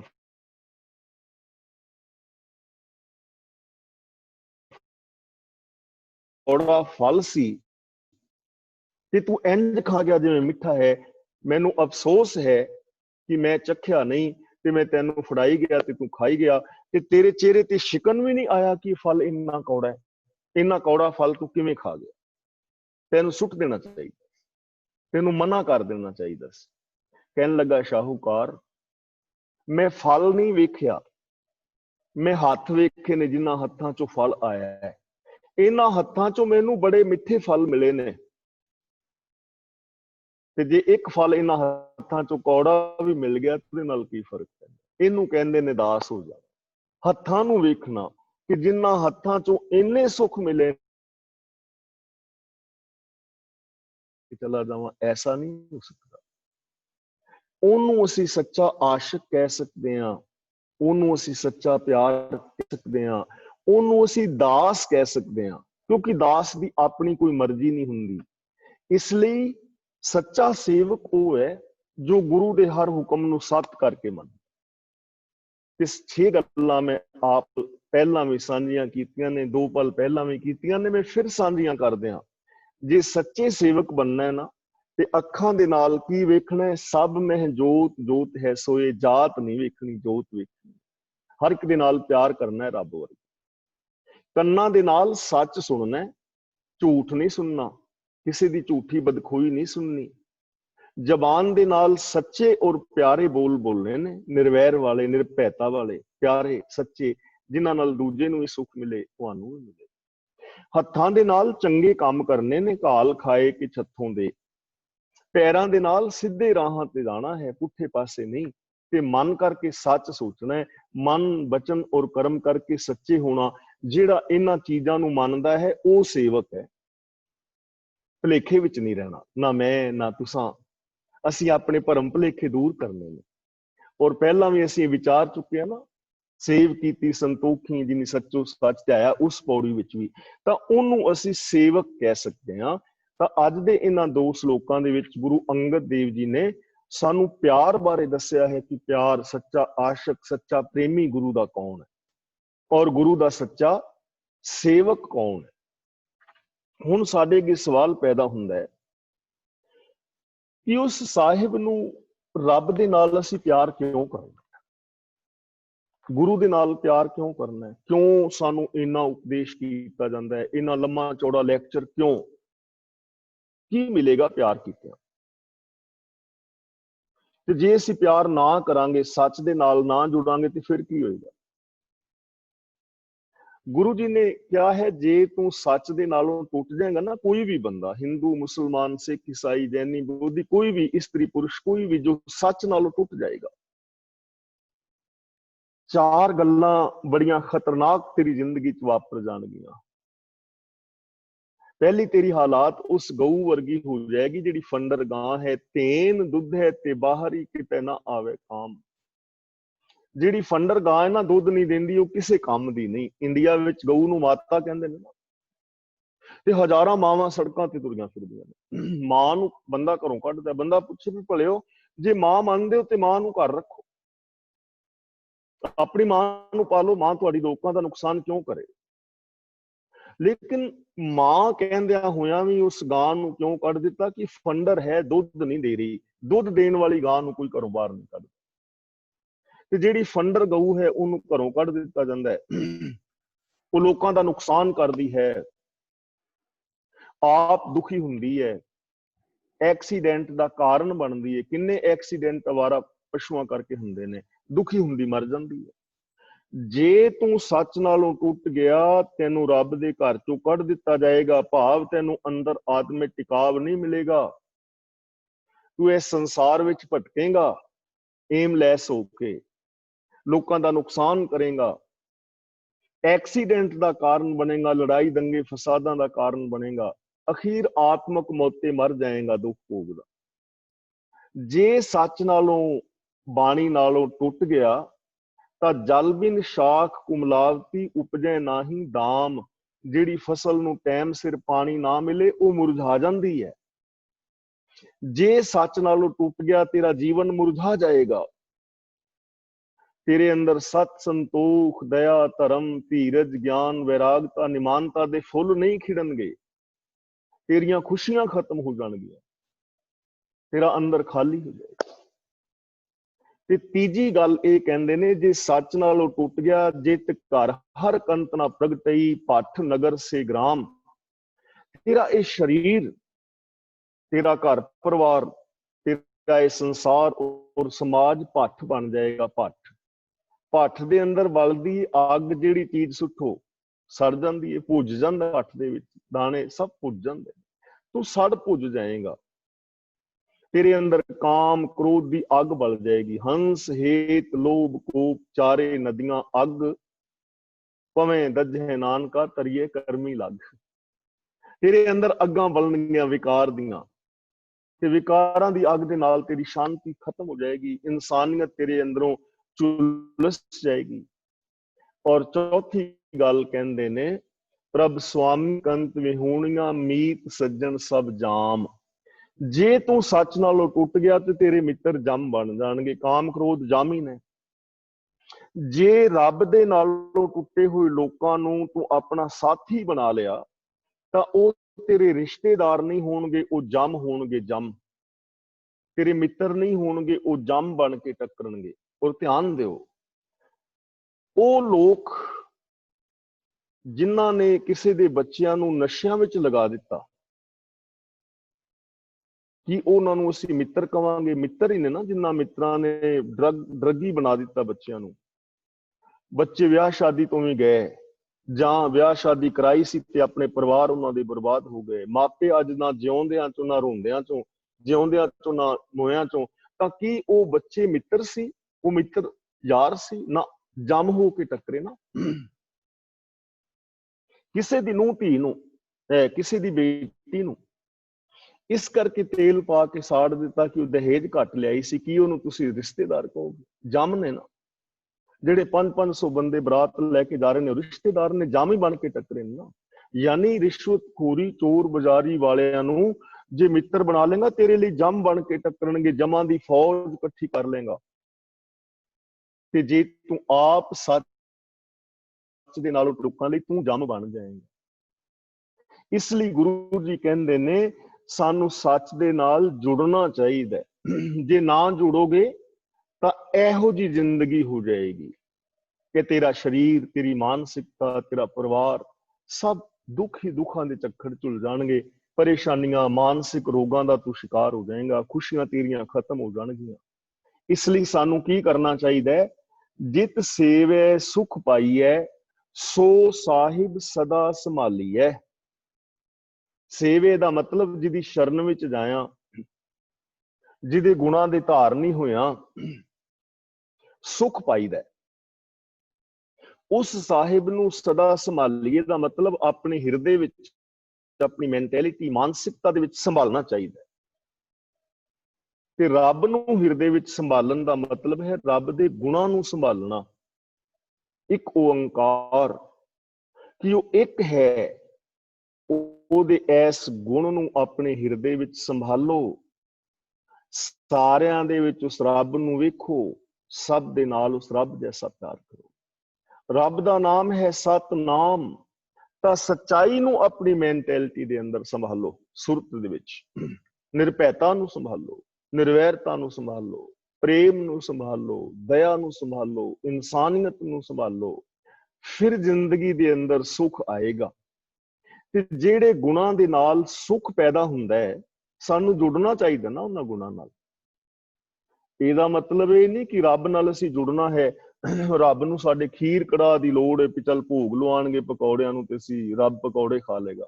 ਰੱਬ ਨੂੰ ਤੁਹਾਡੇ ਪਕੌੜਿਆਂ ਦੀ ਲੋੜ ਨਹੀਂ ਹੈ, ਰੱਬ ਨੂੰ ਸਾਡੀ ਲੋੜ ਨਹੀਂ, ਸਾਨੂੰ ਰੱਬ ਦੀ ਲੋੜ ਹੈ, ਸਾਨੂੰ ਗੁਣਾਂ ਦੀ ਲੋੜ ਹੈ। ਜੇ ਗੁਣਾਂ ਦੇ ਧਾਰਨੀ ਹੋਵਾਂਗੇ, ਸੁੱਖ ਸਾਨੂੰ ਮਿਲੇਗਾ, ਪਰਿਵਾਰ ਨੂੰ ਸੁੱਖ ਮਿਲੇਗਾ, ਸੰਸਾਰ ਸੁਖੀ ਹੋਏਗਾ, ਸਮਾਜ ਦਾ ਵਿਕਾਸ ਹੋਏਗਾ, ਸਮਾਜ ਦੇ ਅੰਦਰ ਇਨਸਾਨੀਅਤ ਪੈਦਾ ਹੋਏਗੀ, ਭਾਈਚਾਰਕ ਸਮਾਜ ਬਣੇਗਾ। ਇਸ ਲਈ ਗੁਰੂ ਜੀ ਕਹਿੰਦੇ ਨੇ, ਜਿਸ ਦੀ ਸ਼ਰਨ ਵਿੱਚ ਜਾਣ ਦੇ ਨਾਲ ਸੁੱਖ ਪਾਈਦਾ, ਉਹਨੂੰ ਹਮੇਸ਼ਾ ਆਪਣੀ ਯਾਦ ਅੰਦਰ ਸੰਭਾਲ ਕੇ ਰੱਖੋ, ਉਹਦੇ ਗੁਣਾਂ ਤੇ ਅਮਲ ਕਰੋ। ਨਾਲ ਇੱਕ ਹੋਰ ਗੱਲ ਕਹਿ ਰਹੇ ਨੇ, ਜਿਤ ਕੀਤਾ ਪਾਈਏ ਆਪਣਾ, ਸਾਕਾਲ ਬੁਰੀ ਕਿਉਂ ਘਾਲੀਏ। ਆਪਣੇ ਕਰਮਾਂ ਦਾ ਆਪ ਫਲ ਪਾਣਾ ਹੈ, ਕਿਉਂਕਿ ਸਾਡੇ ਕੀਤੇ ਕਰਮਾਂ ਦਾ ਫਲ ਸਾਨੂੰ ਭੁਗਤਣਾ ਪੈਣਾ। ਅਸੀਂ ਸਾਰੇ ਭੈਣ ਭਰਾ ਜੇ ਪ੍ਰੇਮ ਦੇ ਨਾਲ ਰਹਾਂਗੇ, ਇੱਕ ਦੂਜੇ ਨਾਲ ਪ੍ਰੇਮ ਕਰਾਂਗੇ, ਤੇ ਪ੍ਰੇਮ ਦਾ ਫਲ ਵੀ ਸਾਨੂੰ ਮਿਲਣਾ, ਸੁੱਖ ਮਿਲੇਗਾ, ਵਿਸ਼ਵਾਸ ਬਣੇਗਾ, ਦੁੱਖ ਸੁੱਖ ਦੇ ਸਾਂਝੀ ਹੋਵਾਂਗੇ, ਇੱਜ਼ਤ ਬੇਇੱਜ਼ਤੀ ਦੇ ਸਾਂਝੇ, ਭਾਈਚਾਰਕ ਸਮਾਜ। ਤੇ ਜੇ ਇੱਕ ਦੂਜੇ ਨਾਲ ਈਰਖਾ ਕਰਾਂਗੇ ਤੇ ਉਹਦਾ ਫਲ ਵੀ ਸਾਨੂੰ ਹੀ ਭੁਗਤਣਾ ਪੈਣਾ ਨਾ। ਮੈਂ ਤੁਹਾਡੇ ਨਾਲ ਪਿਆਰ ਕਰਦਾ ਤਾਂ ਉਹਦੇ ਇਵਜ਼ਾਨੇ ਵਜੋਂ ਮੈਨੂੰ ਪਿਆਰ ਮਿਲੇਗਾ ਤੇ ਮੈਨੂੰ ਪਿਆਰ ਮਿਲੇਗਾ। ਜੇ ਮੈਂ ਈਰਖਾ ਕਰਾਂਗਾ ਤਾਂ ਉਹਦਾ ਫਲ ਵੀ ਮੈਨੂੰ ਭੁਗਤਣਾ ਪੈਣਾ, ਮੇਰੇ ਥਾਂ ਹੋਰ ਕਿਸੇ ਨੂੰ ਨਹੀਂ। ਜੇ ਪਤੀ ਪਤਨੀ ਤੁਸੀਂ ਪਿਆਰ ਦੇ ਨਾਲ ਰਹੋਗੇ ਤਾਂ ਫਲ ਤੁਹਾਨੂੰ ਮਿਲੇਗਾ, ਘਰ ਵਿੱਚ ਸ਼ਾਂਤੀ ਰਹੇਗੀ, ਅੱਗੋਂ ਬੱਚੇ ਚੰਗੇ ਬਣਨਗੇ, ਘਰ ਸੁਖੀ ਵਸੇਗਾ। ਤੇ ਜੇ ਪਤੀ ਪਤਨੀ ਈਰਖਾ ਕਰੋਗੇ, ਲੜੋਗੇ, ਤਾਂ ਉਹਦਾ ਫਲ ਤੁਹਾਨੂੰ ਭੁਗਤਣਾ ਪੈਣਾ, ਗੁਆਂਢੀਆਂ ਨੂੰ ਥੋੜਾ, ਨਾਲ ਤੁਹਾਡੇ ਬੱਚੇ ਭੁਗਤਣਗੇ। ਇਸ ਲਈ ਗੁਰੂ ਜੀ ਕਹਿੰਦੇ ਨੇ ਹਰ ਕਰਮ ਦਾ ਜਦੋਂ ਕੀਤਾ ਆਪ ਪਾਣਾ, ਤਾਂ ਉਹ ਬੁਰੀ ਘਾਲ ਕਿਉਂ ਘਾਲਦੇ ਹੋ, ਬੁਰੇ ਕੰਮ ਕਿਉਂ ਕਰਦੇ, ਝੂਠ ਕਿਉਂ ਬੋਲ ਰਹੇ ਹੋ? ਤੁਹਾਡੇ ਬੋਲੇ ਝੂਠ ਦਾ ਫਲ ਤੁਹਾਨੂੰ ਹੀ ਭੁਗਤਣਾ ਪੈਣਾ ਨਾ। ਜੇ ਕਿਸੇ ਦੀ ਸੱਸ ਦੀ ਚੁਗਲੀ ਕਿਸੇ ਦੀ ਨੂੰਹ ਕੋਲ ਜਾ ਕੇ ਕਰਦੇ ਹੋ, ਤੇ ਜਦੋਂ ਸੱਸ ਨੂੰ ਪਤਾ ਲੱਗੇਗਾ ਫਲ ਤੁਹਾਨੂੰ ਭੁਗਤਣਾ ਪੈਣਾ। ਜੇ ਕਿਸੇ ਦਾ ਘਰ ਤੁਸੀਂ ਪਾੜ ਦਿੱਤਾ ਹੈ, ਤੇ ਜਦੋਂ ਉਹਨਾਂ ਨੂੰ ਪਤਾ ਲੱਗੇਗਾ, ਤੁਹਾਡੀ ਮਿੱਟੀ ਪਲੀਤ ਹੋਏਗੀ, ਸਾਰੀ ਜ਼ਿੰਦਗੀ ਨਮੋਸ਼ੀ ਤੁਹਾਨੂੰ ਵੇਖਣੀ ਪੈਣੀ ਹੈ ਨਾ। ਜੇ ਕਿਤੇ ਚੋਰੀ ਕਰ ਲਈਏ ਤੇ ਫਿਰ ਸਜ਼ਾ ਤੁਹਾਨੂੰ ਹੋਣੀ ਹੈ, ਕਤਲ ਤੁਸੀਂ ਕੀਤਾ, ਜੇਲ੍ਹ ਵਿੱਚ ਤੁਸੀਂ ਜਾਣਾ। ਜੇ ਤੁਸੀਂ ਕਰਪਸ਼ਨ ਕਰ ਰਹੇ ਹੋ, ਜੇ ਫੜੇ ਗਏ ਤੇ ਤੁਹਾਨੂੰ, ਜੇ ਮਾੜੇ ਕਰਮ ਕਰ ਰਹੇ ਹੋ, ਡਰ ਔਰ ਭੈ ਤੁਹਾਡੇ ਅੰਦਰ ਪੈਦਾ ਹੋ ਰਿਹਾ ਨਾ। ਜੇ ਨੈਗੇਟਿਵ ਸੋਚ ਰਹੇ ਹੋ ਤਾਂ ਅਸਫਲ ਤੁਸੀਂ ਹੋ ਰਹੇ ਹੋ, ਦੂਜਾ ਕੋਈ ਥੋੜਾ। ਜੇ ਪੋਜ਼ਿਟਿਵ ਸੋਚੋਗੇ ਤੇ ਸਫਲ ਤੁਸੀਂ ਹੋਵੋਗੇ। ਇਸ ਲਈ ਗੁਰੂ ਜੀ ਕਹਿੰਦੇ ਨੇ ਜਦੋਂ ਆਪਣਾ ਕੀਤਾ ਆਪ ਹੀ ਪਾਣਾ ਹੈ, ਐਸੇ ਦੁਨੀਆ ਵਿੱਚ, ਐਸੇ ਜਨਮ ਵਿੱਚ, ਤਾਂ ਮਾੜੇ ਕਰਮ ਨਾ ਕਰੋ। ਮਾੜੇ ਕਰਮ ਕਿਉਂ ਕਰਦੇ ਹੋ? ਮਾੜਾ ਕਿਉਂ ਸੋਚਦੇ ਹੋ? ਮਾੜਾ ਕਿਉਂ ਬੋਲਦੇ ਹੋ? ਮਾੜੀਆਂ ਨਜ਼ਰਾਂ ਨਾਲ ਕਿਉਂ ਵੇਖਦੇ ਹੋ? ਮਾੜੇ ਬੋਲ ਕਿਉਂ ਸੁਣਦੇ ਹੋ? ਮਾੜੇ ਪਾਸੇ ਕਿਉਂ ਜਾਂਦੇ ਹੋ? ਨਾ ਕਰੋ, ਕਿਉਂਕਿ ਆਪਣੇ ਕੰਮ ਦਾ ਫਲ ਆਪ ਭੁਗਤਣਾ ਪੈਣਾ ਹੈ। ਇਸ ਲਈ ਗੁਰੂ ਜੀ ਕਹਿੰਦੇ ਨੇ ਮੰਦਾ ਮੂਲ ਨਾ ਕੀਚਈ ਦੇ ਲੰਮੀ ਨਦਰ ਨਿਹਾਲੀ ਹੈ। ਮੂਲ ਦਾ ਮਤਲਬ ਮੂਲੋਂ, ਮੰਦਾ ਕੰਮ ਮੂਲੋਂ ਨਾ ਕਰੋ, ਸੋਚੋ ਵੀ ਨਾ। ਦੇ ਲੰਮੀ ਨਦਰ ਨਿਹਾਲੀ ਦਾ ਮਤਲਬ ਦੂਰ ਦ੍ਰਿਸ਼ਟਾ ਬਣੋ, ਲੰਮੀ ਸੋਚ ਸੋਚੋ, ਲੰਮੀ ਸੋਚ। ਅੱਜ ਤੁਸੀਂ ਨਿੱਕਾ ਜਿਹਾ ਝੂਠ ਬੋਲ ਲਿਆ, ਕੋਈ ਬਾਹਰੋਂ ਤੁਹਾਨੂੰ ਮਿਲਣ ਆਇਆ ਤੇ ਤੁਸੀਂ ਆਪਣੇ ਪੋਤਰੀ ਪੋਤਰੇ ਨੂੰ ਜਾਂ ਬੱਚੇ ਨੂੰ ਕਹਿ ਦਿੱਤਾ ਵੀ ਜਾ ਰਾਜੂ ਅੰਕਲ ਨੂੰ ਕਹਿ ਦੇ ਮੈਂ ਘਰ ਨਹੀਂ। ਉਹਨੇ ਕਹਿ ਦਿੱਤਾ ਵੀ ਅੰਕਲ ਮੇਰਾ ਬਾਪੂ ਘਰ ਨਹੀਂ ਹੈ, ਮੇਰਾ ਬਾਪੂ ਘਰ ਨਹੀਂ। ਹੁਣ ਉਹ ਬੱਚਾ ਤੇ ਸੱਚਾ ਸੀ, ਉਹਨੇ ਫਿਰ ਸੋਚਿਆ ਯਾਰ ਬਾਪੂ ਘਰ ਹੈ ਤੇ ਬਾਪੂ ਆਪਣੇ ਮਿੱਤਰ ਨੂੰ ਕਹਿ ਰਿਹਾ ਵੀ ਮੈਂ ਘਰ ਨਹੀਂ, ਇਹਦਾ ਮਤਲਬ ਇੰਜ ਵੀ ਕੰਮ ਚੱਲ ਸਕਦਾ ਵੀ ਘਰ ਹੁੰਦਿਆਂ ਵੀ ਕਹਿ ਸਕਦੇ ਆ ਵੀ ਘਰ ਨਹੀਂ, ਕਹਿ ਸਕਦੇ ਆ ਘਰ ਨਹੀਂ। ਬੱਚੇ ਨੇ ਕਿਹਾ ਯਾਰ ਇਹ ਤੇ ਕੰਮ ਹੀ ਬੜਾ ਵਧੀਆ। ਕੱਲ ਮੇਰਾ ਦੋਸਤ ਕਹਿੰਦਾ ਅਸੀਂ ਫਿਲਮ ਵੇਖਣ ਚੱਲੀਏ ਤੇ ਮੈਂ ਗਿਆ ਨਹੀਂ ਡਰਦਾ। ਅਗਲੇ ਦਿਨ ਉਹ ਆਪਣੇ ਦੋਸਤ ਨੂੰ ਕਹਿੰਦਾ ਵੀ ਚੱਲ ਫਿਲਮ ਵੇਖਣ ਚੱਲਦੇ ਆ। ਫਿਲਮ ਦੇਖ ਕੇ ਤੇ ਘਰ ਜਦੋਂ ਆਉਂਦਾ ਤੇ ਮਾਸਟਰ ਆਪਣੇ ਘਰ ਉਹ ਕਹਿੰਦਾ ਮੈਂ ਪੜ੍ਹ ਕੇ ਆਇਆ। ਜਾਂਦਾ ਹੈ ਫਿਲਮ ਦੇਖਣ ਤੇ ਕਹਿੰਦਾ ਮੈਂ ਗੁਰਦੁਆਰੇ ਗਿਆ ਸੀ। ਇਹ ਹੁਣ ਝੂਠ ਕਿੱਥੋਂ ਸਿੱਖਿਆ ਉਹਨੇ? ਪਿਓ ਤੁਹਾਨੂੰ, ਤੇ ਪਿਓ ਨੇ ਲੰਮੀ ਨਜ਼ਰ ਨਹੀਂ ਨਾ ਵੀ ਅੱਗੋਂ ਮੇਰੇ ਬੱਚਿਆਂ ਉੱਤੇ ਅਸਰ ਪਵੇਗਾ। ਲੰਮੀ ਨਜ਼ਰ,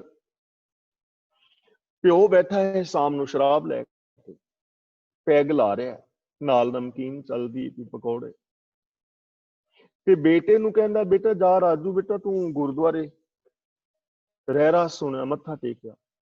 ਤੇ ਉਹ ਕਹਿੰਦਾ ਬਾਪੂ ਗੁਰਦੁਆਰੇ, ਤੇ ਬਾਪੂ ਕਹਿੰਦਾ ਬੇਟੇ ਜੀਵਨ ਸਫਲ ਹੁੰਦਾ ਹੈ, ਰੱਬ ਦੀ ਬਖਸ਼ਿਸ਼ ਹੁੰਦੀ ਹੈ, ਸੁੱਖ ਮਿਲਦਾ ਹੈ। ਤੇ ਬੇਟਾ ਕਹਿੰਦਾ ਬਾਪੂ ਜਦੋਂ ਤੇਰਾ ਜੀਵਨ ਸਫਲ ਇਸ ਬੋਤਲ ਚ ਹੋ ਰਿਹਾ ਤੇ ਮੈਨੂੰ ਵੀ ਪੈਗ ਦੇ, ਮੇਰਾ ਵੀ ਜੀਵਨ ਇੱਥੇ ਸਫਲ ਕਰ ਦੇ। ਮੈਂ ਜ਼ਰੂਰ ਗੁਰਦੁਆਰੇ ਜਾਣਾ ਯਾਰ, ਏਡੀ ਦੂਰ ਜਾਣ ਵਾਲੇ 5 ਰੁਪਏ ਮੱਥਾ ਟੇਕ ਕੇ ਆਵਾਂ, ਫਿਰ ਜੀਵਨ ਸਫਲ ਹੋਵੇ। ਜਦੋਂ ਤੂੰ ਘਰ ਬੈਠਾ ਕਰਨਾ ਮੈਨੂੰ ਵੀ ਪੈਗ ਦੇ। ਤੇ ਹੁਣ ਬੱਚਾ ਵੀ ਜੀਵਨ ਸਫਲ ਕਰਨ ਲੱਗ ਗਿਆ ਤੇ ਸ਼ਰਾਬ ਪੀ ਕੇ ਕਿਸੇ ਦਾ ਕਤਲ ਕਰ ਦਿੱਤਾ, ਤੇ ਦੋਸ਼ ਕਿਹਦਾ ਹੈ? ਪਿਓ ਨੇ ਲੰਮੀ ਨਜ਼ਰ ਨਹੀਂ ਨਾ ਵੇਖੀ ਕਿ ਇਹਦਾ ਮੇਰੇ ਬੱਚਿਆਂ ਤੇ ਵੀ ਅਸਰ ਪੈ। ਯਾਨੀ ਸਾਡੇ ਸਮਾਜ ਉੱਤੇ ਸਾਡੀ ਮਾੜੀ ਸੋਚ ਦਾ ਅਸਰ ਪੈਣਾ ਹੈ, ਸਾਡੇ ਬੱਚਿਆਂ ਤੇ ਅਸਰ ਪੈਣਾ ਹੈ। ਇਹ ਚੀਜ਼ਾਂ ਸੋਚੋ। ਮੰਦਾ ਮੂਲ ਨਾ ਕੀਚਈ। ਜੇ ਅੱਜ ਕਿਸੇ ਦੀ ਧੀ ਭੈਣ ਨਾਲ ਮਾੜਾ ਕਰੋਗੇ, ਕੱਲ ਨੂੰ ਤੁਹਾਡੀ ਧੀ ਭੈਣ ਨਾਲ ਵੀ ਹੋਵੇਗਾ। ਜੇ ਅੱਜ ਆਪਣੀ ਨੂੰਹ ਨੂੰ ਪਰੇਸ਼ਾਨ ਕਰ ਰਹੇ ਹੋ ਤੇ ਕੱਲ ਨੂੰ ਤੁਹਾਡੀ ਧੀ ਨੂੰ ਵੀ ਕੋਈ ਪਰੇਸ਼ਾਨ ਕਰੇਗਾ। ਮਾੜਾ ਕੰਮ ਨਾ ਕਰੋ, ਸੈਂਕੜੇ ਵਾਰ ਸੋਚੋ। ਲੰਮੀ ਨਜ਼ਰ ਦਾ ਮਤਲਬ ਦੂਰ ਦ੍ਰਿਸ਼ਟਾ ਬਣੋ, ਉਹਦਾ ਫਲ ਕੀ ਨਿਕਲੇਗਾ। ਨਿੱਕੇ ਨਿੱਕੇ ਝੂਠ ਬੋਲੋਗੇ, ਤੁਹਾਡੀ ਝੂਠ ਬੋਲਣ ਵਾਲੀ ਆਦਤ ਬਣ ਜਾਏਗੀ। ਨਿੱਕੀ ਨਿੱਕੀ ਨੈਗੇਟਿਵਿਟੀ ਤੁਹਾਡੇ ਅੰਦਰ ਆਏਗੀ, ਤੁਸੀਂ ਡਿਪਰੈਸ਼ਨ ਦਾ ਸ਼ਿਕਾਰ ਹੋ ਜਾਓਗੇ। ਛੋਟਾ ਛੋਟਾ ਥੋੜਾ ਥੋੜਾ ਗੁੱਸਾ ਕਰੋਗੇ, ਗੁੱਸਾ ਵੱਧਦੇ ਜਾਏਗਾ, ਰਿਸ਼ਤੇ ਨਾਤੇ ਤੁਹਾਡੇ ਟੁੱਟ ਜਾਣਗੇ, ਸਮਾਜ ਵਿੱਚ ਤੁਹਾਡੀ ਨਮੋਸ਼ੀ ਹੋਏਗੀ। ਇਸ ਲਈ ਗੁਰੂ ਜੀ ਕਹਿੰਦੇ ਨੇ, ਮੰਦਾ ਮੂਲ ਨਾ ਕੀਚਈ ਦੇ ਲੰਮੀ ਨਦਰ ਨਿਹਾਲੀਐ। ਤੇ ਨਾਲ ਕੀ ਕਰੀਏ ਦੱਸਦੇ ਨੇ, ਜਿਉ ਸਾਹਿਬ ਨਾਲ ਨਾ ਹਾਰੀਐ ਤੇਵੇ ਹਾ ਪਾਸਾ ਢਾਲੀਏ। ਪਾਸਾ ਢਾਲੀਏ ਦਾ ਮਤਲਬ ਚਾਲ ਚੱਲੀਏ, ਆ ਚੌਪੜ ਦੀ ਖੇਡ ਨਾ, ਸ਼ਤਰੰਜ ਦੀ ਚਾਲ ਚੱਲਦੇ ਨੇ, ਤੇ ਸਾਡੀ ਇੱਕ ਚਾਲ ਹੀ ਹੁੰਦੀ ਹੈ। ਇੱਕ ਬੰਦਾ ਹਾਰ ਜਾਂਦਾ ਹੈ, ਜਿਹੜਾ ਸਮਝ ਕੇ ਚਾਲ ਚੱਲਦਾ ਹੈ ਉਹ ਜਿੱਤ ਜਾਂਦਾ ਹੈ। ਪਾਸਾ ਸੁੱਟਣਾ ਹੈ। ਹੁਣ ਉਹ ਪਾਸਾ ਸਾਨੂੰ ਹਰਾ ਵੀ ਸਕਦਾ, ਜਿਤਾ ਵੀ ਸਕਦਾ। ਤਾਂ ਲੋਕੀ ਬੱਚੇ ਲੂਡੋ ਖੇਲਦੇ ਨੇ ਨਾ, ਤੇ ਉਹ ਸੁੱਟਦੇ ਨੇ ਗਿੱਟੀ ਜੀ, 1 ਨੰਬਰ ਆ ਗਿਆ, 2 4 5 ਆ ਗਏ, ਕੋਈ ਇੱਕ ਹਾਰ ਜਾਂਦਾ ਹੈ, ਇੱਕ ਜਿੱਤ ਜਾਂਦਾ ਹੈ ਉਹ ਸੁੱਟਣ ਦੇ ਨਾਲ। ਗੁਰੂ ਜੀ ਕਹਿੰਦੇ ਨੇ, ਐਸੀ ਜੀਵਨ ਦੀ ਖੇਡ ਖੇਡੋ।